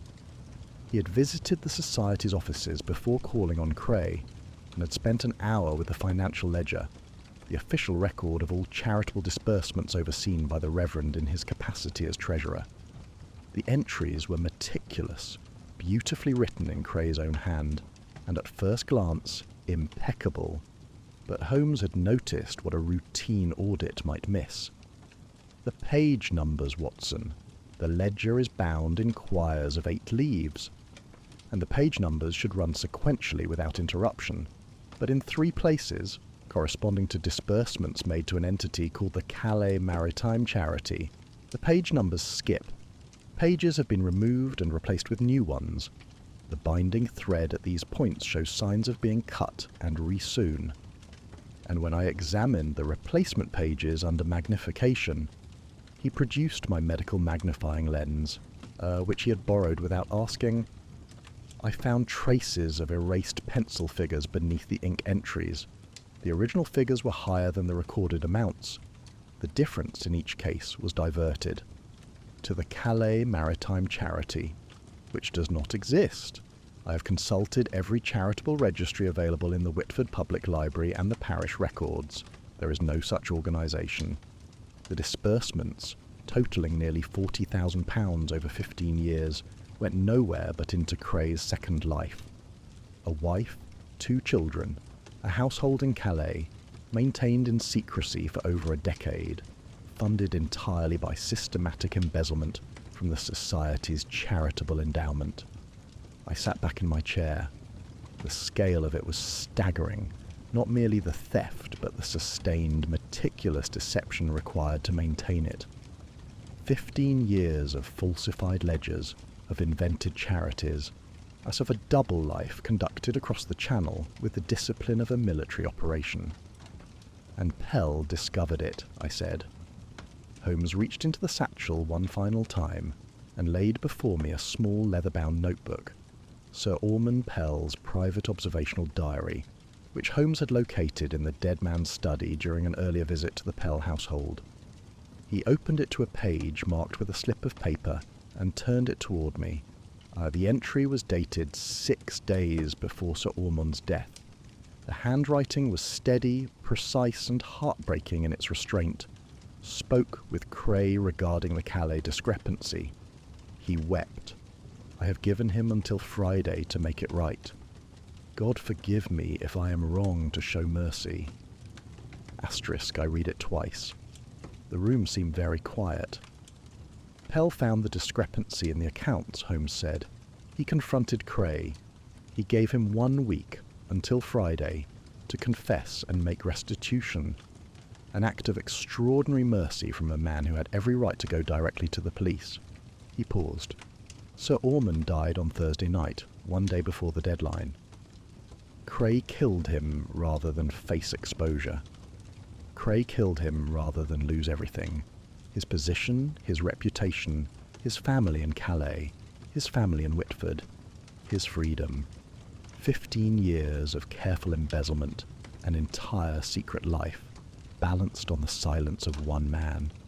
And that man, in his mercy, gave the thief a week to dismantle his own world. Holmes closed the diary gently. Sir Ormond gave a guilty man mercy. The guilty man gave him the clock.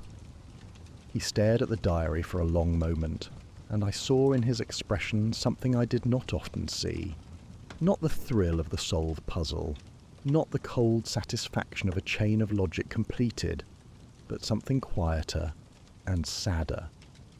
The recognition, perhaps, that the machinery of human wickedness could be as precise and as indifferent as any clockwork, and that kindness, once extended to the wrong hand, could be returned as violence. "We have everything, Watson," he said at last. "The who, the how, the why, and the evidence to prove all three. Tomorrow evening I shall arrange for the principals to gather at the Society's hall. It is time to stop the clock." Chapter 9. The Congregation of the Accused. The great hall of the Whitford Astronomical Society had been arranged at Holmes's request, with chairs set in a loose semicircle before the fireplace. The portrait of Sir Ormond Pell looked down from above the mantel with that expression of gentle inquiry the painter had captured so well, and through the tall windows the crimson clock tower was visible against the last light of the day, its brass arms turning in silhouette like the hands of a god, keeping time over a world that had briefly forgotten how to behave. They were all present. Venetia Hale sat nearest the fire, her back very straight, her hands folded in her lap, with the disciplined stillness of a woman holding herself together by force of will. Beside her, Desmond Buckler slumped in his chair with the wary resignation of a man who has already confessed one crime, and is waiting to learn whether he will be charged with another. Professor Volker stood by the window, arms folded, his jaw set in that rigid Prussian line I had come to recognize as his default expression in any room he did not control. Josiah Findlay occupied a corner chair, his thick spectacles perched uselessly on his nose, his large hands gripping his knees. And Reverend Absalom Cray sat in the centre of the semicircle, directly beneath the portrait of the man he had murdered, with his hands clasped in his lap, and his mild blue eyes fixed on Holmes with an expression of patient, sorrowful attention. The very picture of a clergyman attending to difficult business with Christian forbearance. Holmes stood before them with his back to the fire. He had not spoken since the room was assembled. He let the silence do its work, let it press against the walls and fill the spaces between the chairs until every person in the room was watching him, and only him. Then he began. "Sir Ormond Pell did not fall from the observation gallery of the Crimson Clock Tower," he said. "He was struck and killed by the Saturn arm of the tower's orrery, a 40-pound brass beam rotating through the gallery on a 24-hour mechanical cycle. The arm, which ordinarily clears a standing man by more than 2 feet, had been deliberately recalibrated to descend to the precise height of Sir Ormond's skull at the precise point where he stood each night to observe the stars. He was killed at 14 minutes past 9, the exact moment the arm completed its rotation to the observation mark, and the force of the impact carried him over the gallery railing to the courtyard 60 feet below. His pocket watch, shattered in the fall, confirms the time of death to the minute. No one moved. Venetia's hand had risen to her mouth. Buckler was staring. Falk's arms had tightened across his chest. Findlay had closed his eyes. Cray's expression had not changed. The clock itself was the murder weapon, Holmes continued, and its genius, if I may use that word for something so terrible, was that it erased the evidence of its own crime. The Saturn arm continued its rotation after the killing, rising back to its normal height as it moved past the gallery. By morning, its position appeared entirely standard. The killer needed only to restore the counterweight to near its original setting to complete the deception. I say near because the restoration was not quite perfect. A discrepancy of 3 millimeters, invisible to casual inspection, but visible to anyone who knew precisely what to look for. He turned first to Buckler. "Mr. Buckler, you were on the Tower grounds at 8:15 that evening. You came to beg your uncle for money to settle gambling debts. You found the main door locked, Sir Ormond's invariable habit, and you could not enter. In your frustration and desperation, you stole an astronomical compass from the vestibule windowsill and departed. You are a thief, Mr. Buckler, and you are not the man you ought to be, but you are not a murderer. The groundskeeper confirms your movements, and the locked door confirms you never entered the tower." Buckler exhaled as though he had been holding his breath for days. His humiliation was evident, but so was his relief, and he nodded once without raising his eyes from the floor. Holmes turned to Venetia. "Miss Hale, you were in the gallery that evening, painting the clock tower at sunset. You departed at approximately 20 minutes to 8. A smear of crimson cadmium paint was found on the gallery railing. Your paint, from your palette, it suggested your presence at the time of death. But the paint was dry by 9 o'clock. I have confirmed this with tests on an identical pigment under identical conditions. You were gone long before the Saturn arm made its fatal pass." He paused, and when he spoke again his voice carried a gentleness I did not often hear from him. "You have other concerns, Miss Hale, private matters regarding your professional work, which I see no reason to discuss in this company. They have no bearing on this case." Venetia's eyes filled with tears. She understood what Holmes had chosen not to say, and the gratitude in her face was answer enough. Holmes turned to Folker. "Professor Folker, you claim to have slept through the evening in your guest quarters. In fact, you spent the night writing a counterpaper designed to demolish Sir Ormond's academic reputation. A paper built, in part, on data obtained through improper means. Your motive was real, and your resentment profound, but your revenge was intellectual, not physical. You possess no mechanical skill whatever, and could not have performed the recalibration required. You are cleared of murder, Professor, though I would counsel you to reconsider the foundations of your rebuttal." Falk's jaw tightened, but he inclined his head. A stiff, minimal acknowledgement that was, from him, the equivalent of an embrace. Holmes turned to Findlay. "Mr. Findlay, you possess greater knowledge of the clock tower mechanism than any man alive. You had access to every component, and you had reason to resent Sir Ormond's proposed modernization of the clock. But the recalibration of the Saturn governor required a visual precision that you can no longer provide. Your eyesight has been failing for 2 years, a secret you have guarded with courage and with pain. You could not have made the adjustment, and your maintenance logs confirm you were working on the lower clock face that afternoon, not the upper orrery. You are cleared." Findlay's eyes were open now, and bright with unshed tears. He nodded, and his hands released their grip on his knees. Then Holmes turned to Cray. The room seemed to contract. Every eye followed Holmes as he stepped forward and stood directly before the Reverend, who gazed up at him with that same expression of mild, patient sorrow, the face of a man accustomed to hearing confessions, not making them. Reverend Cray, you were at evening vespers at St. Dunstan's Chapel from 8:15 until 9:30. Multiple parishioners confirm your presence. You sang hymns. You led prayers. You were, by every account, exactly where a chaplain should be on a Thursday evening. Cray nodded slowly. I was, Mr. Holmes. You were. And that is the heart of the puzzle, because the man who killed Sir Ormond Pell did not need to be in the tower when the killing occurred. He needed only to have been there hours earlier. Holmes's voice hardened. At approximately 4 o'clock on Thursday afternoon, you entered the clock tower through a maintenance passage connecting the vestry of St. Dunstan's to the tower's base, a passage supposedly sealed in 1843, but which you reopened months ago using your unrestricted access to the vestry and your knowledge of the parish architectural records.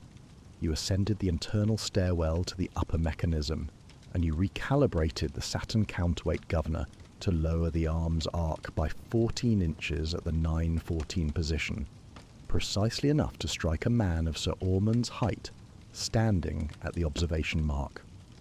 You then descended, exited through the passage, resealed the bricks, and walked to St.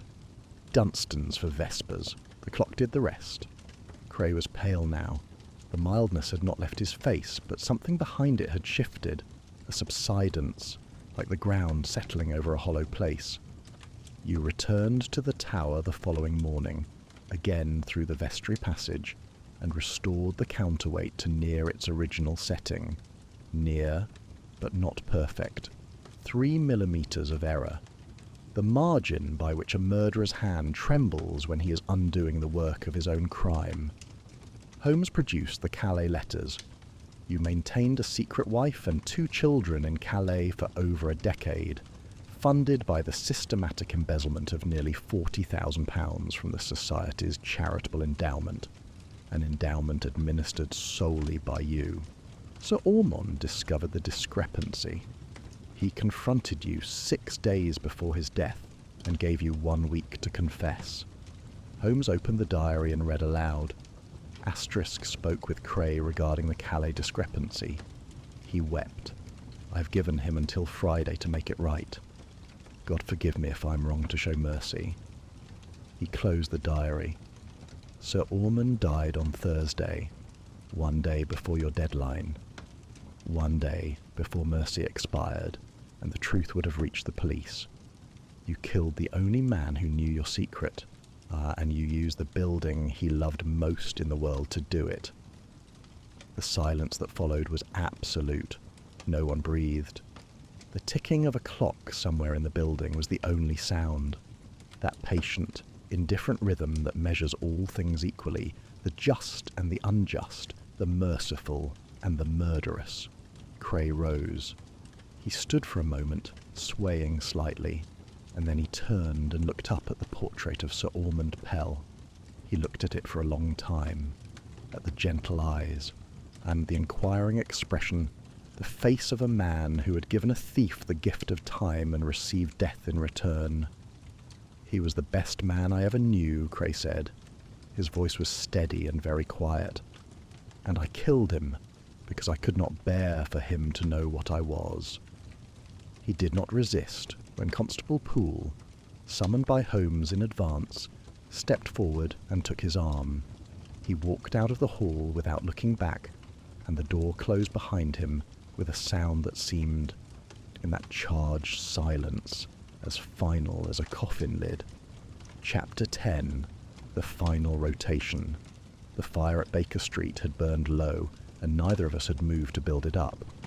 The November fog pressed against the windows like a living thing, muffling the sounds of the street below to a distant murmur, and the room had taken on that particular quality of enclosed warmth and amber lamplight that I have always associated with the closing hours of a case. the stillness that follows exertion. When the mind has discharged its burden and the body has not yet remembered its ordinary complaints. Holmes sat in his customary chair with his legs stretched toward the fender and his eyes half closed. His pipe, unlit, rested in his hand. He had been turning it over absently for the better part of an hour, a habit that in Holmes signified not restlessness, but a deep and private process of reflection, as though the weight and texture of the briar helped him order thoughts that were not yet ready to be spoken. I had learned over many years to wait for these silences to resolve themselves in their own time. It was 3 days since the arrest.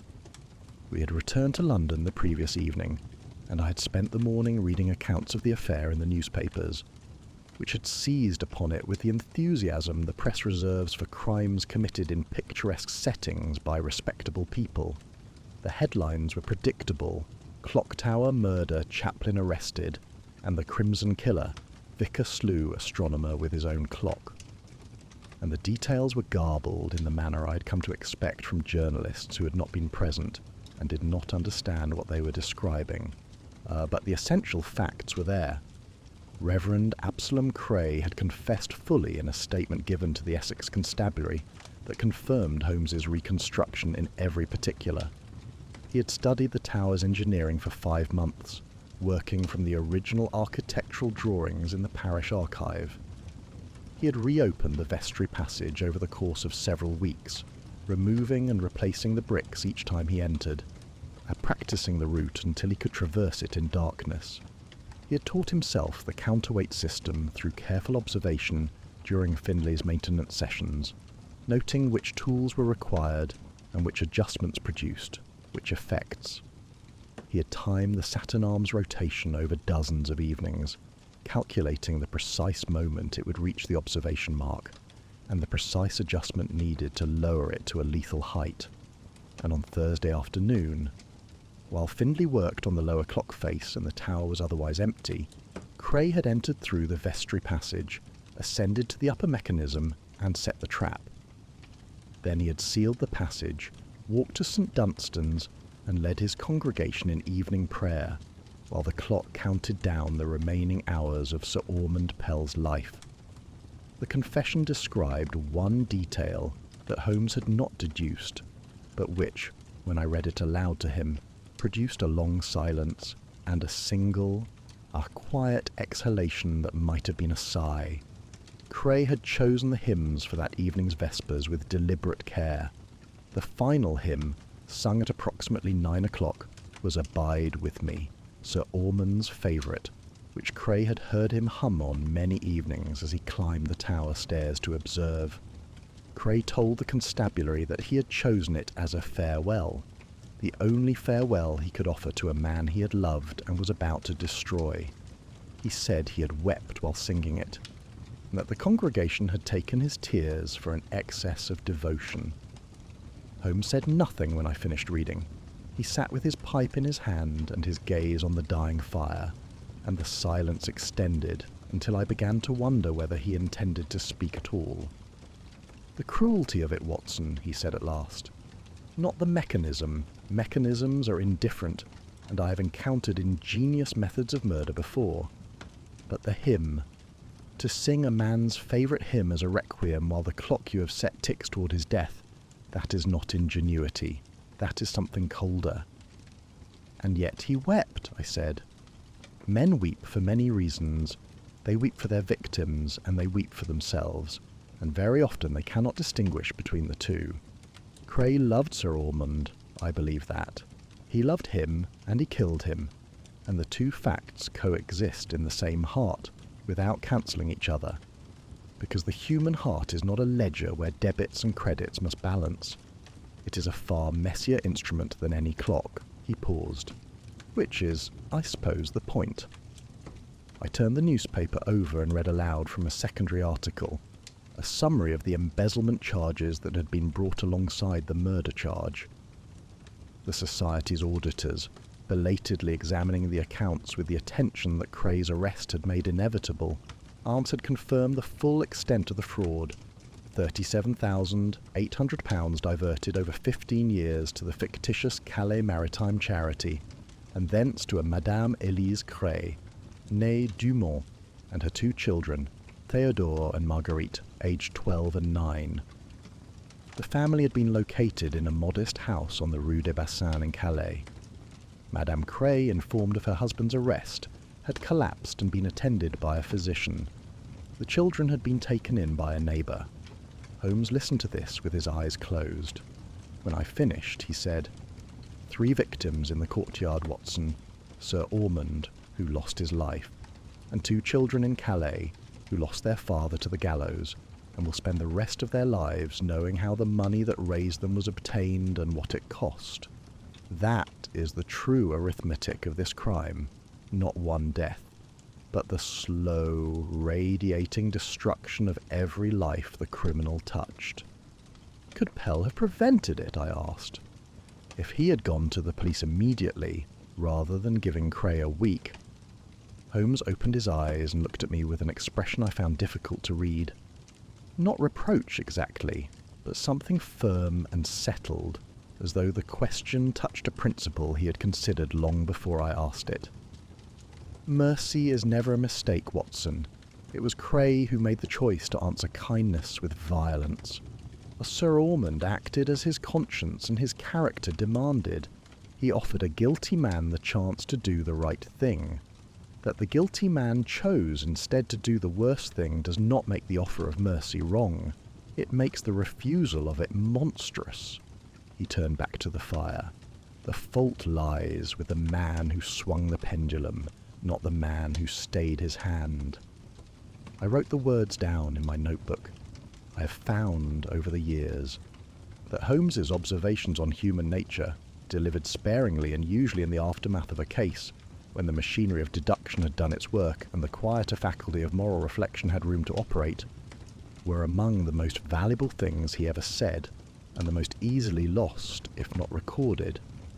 In the weeks that followed, the peripheral figures of the case arranged themselves into the patterns that such figures tend to adopt once the central drama has concluded. Patterns of recovery, of departure, of the slow and imperfect business of resuming a life that has been interrupted by proximity to violence. Venetia Hale wrote to Holmes in early December. Her letter was brief, warm and practical. She had used a portion of her inheritance from Sir Ormond's estate to establish the Pell Astronomical Scholarship, an endowment for young scientists of limited means, administered by a new and rigorously audited committee. She had also, she wrote, undertaken to repay every client from whom she had profited through the sale of forged copies of her own paintings. She did not say how she had identified them all, but she noted that the process had been both expensive and liberating, and that she intended to paint only original work henceforth. She closed by thanking Holmes for his discretion at the revelation, for choosing not to expose her secret before the assembled company. "You showed me a mercy I did not deserve," she wrote, "and I intend to be worthy of it. That seems to be the lesson of this terrible business, that mercy, once given, demands something of the recipient." Holmes read the letter, set it aside, and said, "She is a better woman than she knows of, but, then, most people are." Desmond Buckler, we learned through the Whitford grapevine, had returned the astronomical compass to the Society, made a full statement to the police regarding his movements on the night of the murder, and enlisted in the army. The last report placed him at a training depot in Hampshire, where he was said to be performing adequately if not brilliantly, which given the starting position represented a considerable improvement. Holmes received this news with a non-committal grunt that I chose to interpret as qualified approval.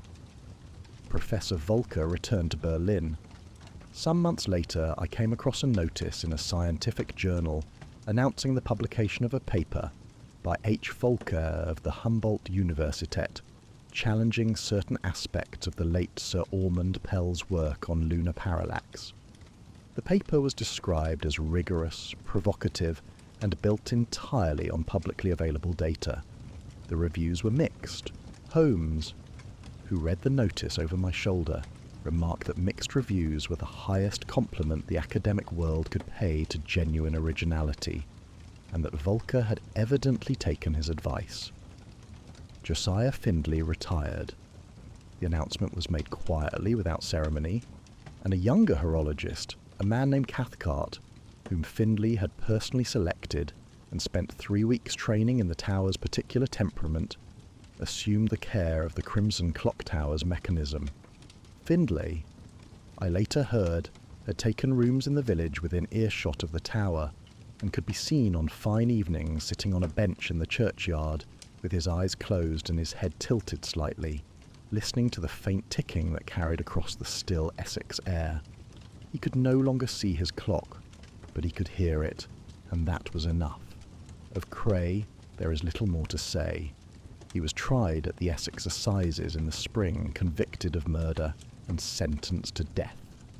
The trial was brief. His confession left little room for argument, and the newspapers, having exhausted their appetite for clock-tower metaphors during the initial reporting, covered the verdict in a few paragraphs on an inside page.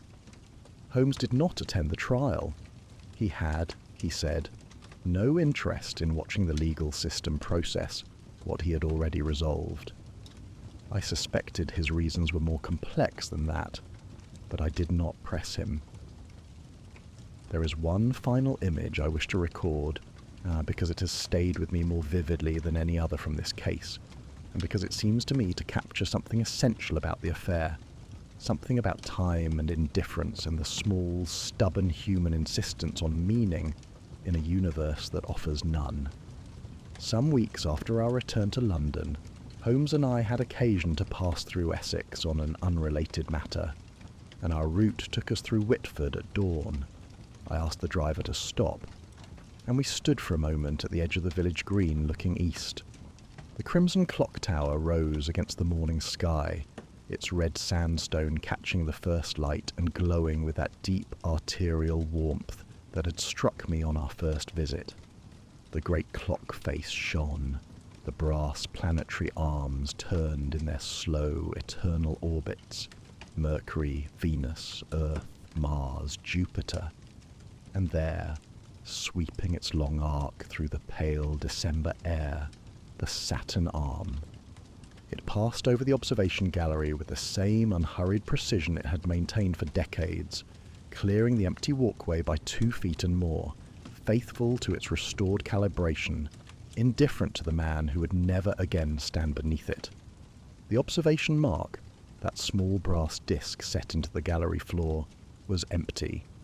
It would always be empty now. No one would stand there again without thinking of what had happened, and in time perhaps no one would stand there at all, and the mark would become merely a feature of the architecture, its purpose forgotten, its history reduced to a footnote in a parish guide. But the clock would go on. The arms would turn. The planets would trace their mechanical orbits through the Essex sky, measuring out the hours and the years with the patience of something that had no need of patience, because it had no awareness of time, only motion, only the endless, faithful, indifferent rotation of brass through air. Holmes stood beside me, his collar turned up against the cold, his breath forming small clouds in the December light. He watched the tower for a long time. Then he said, "The universe is a great clockwork, Watson. It does not care who stands beneath its wheels. But we must. That is the difference between a mechanism and a man." He turned, climbed back into the carriage, and we drove on. Behind us, the Crimson Clocktower diminished slowly in the morning light, its arms turning, its clock keeping perfect time, its Saturn arm sweeping over the empty place where a man had once stood to look at the stars, and had found, in the end, not the heavens, but the full and terrible measure of the earth.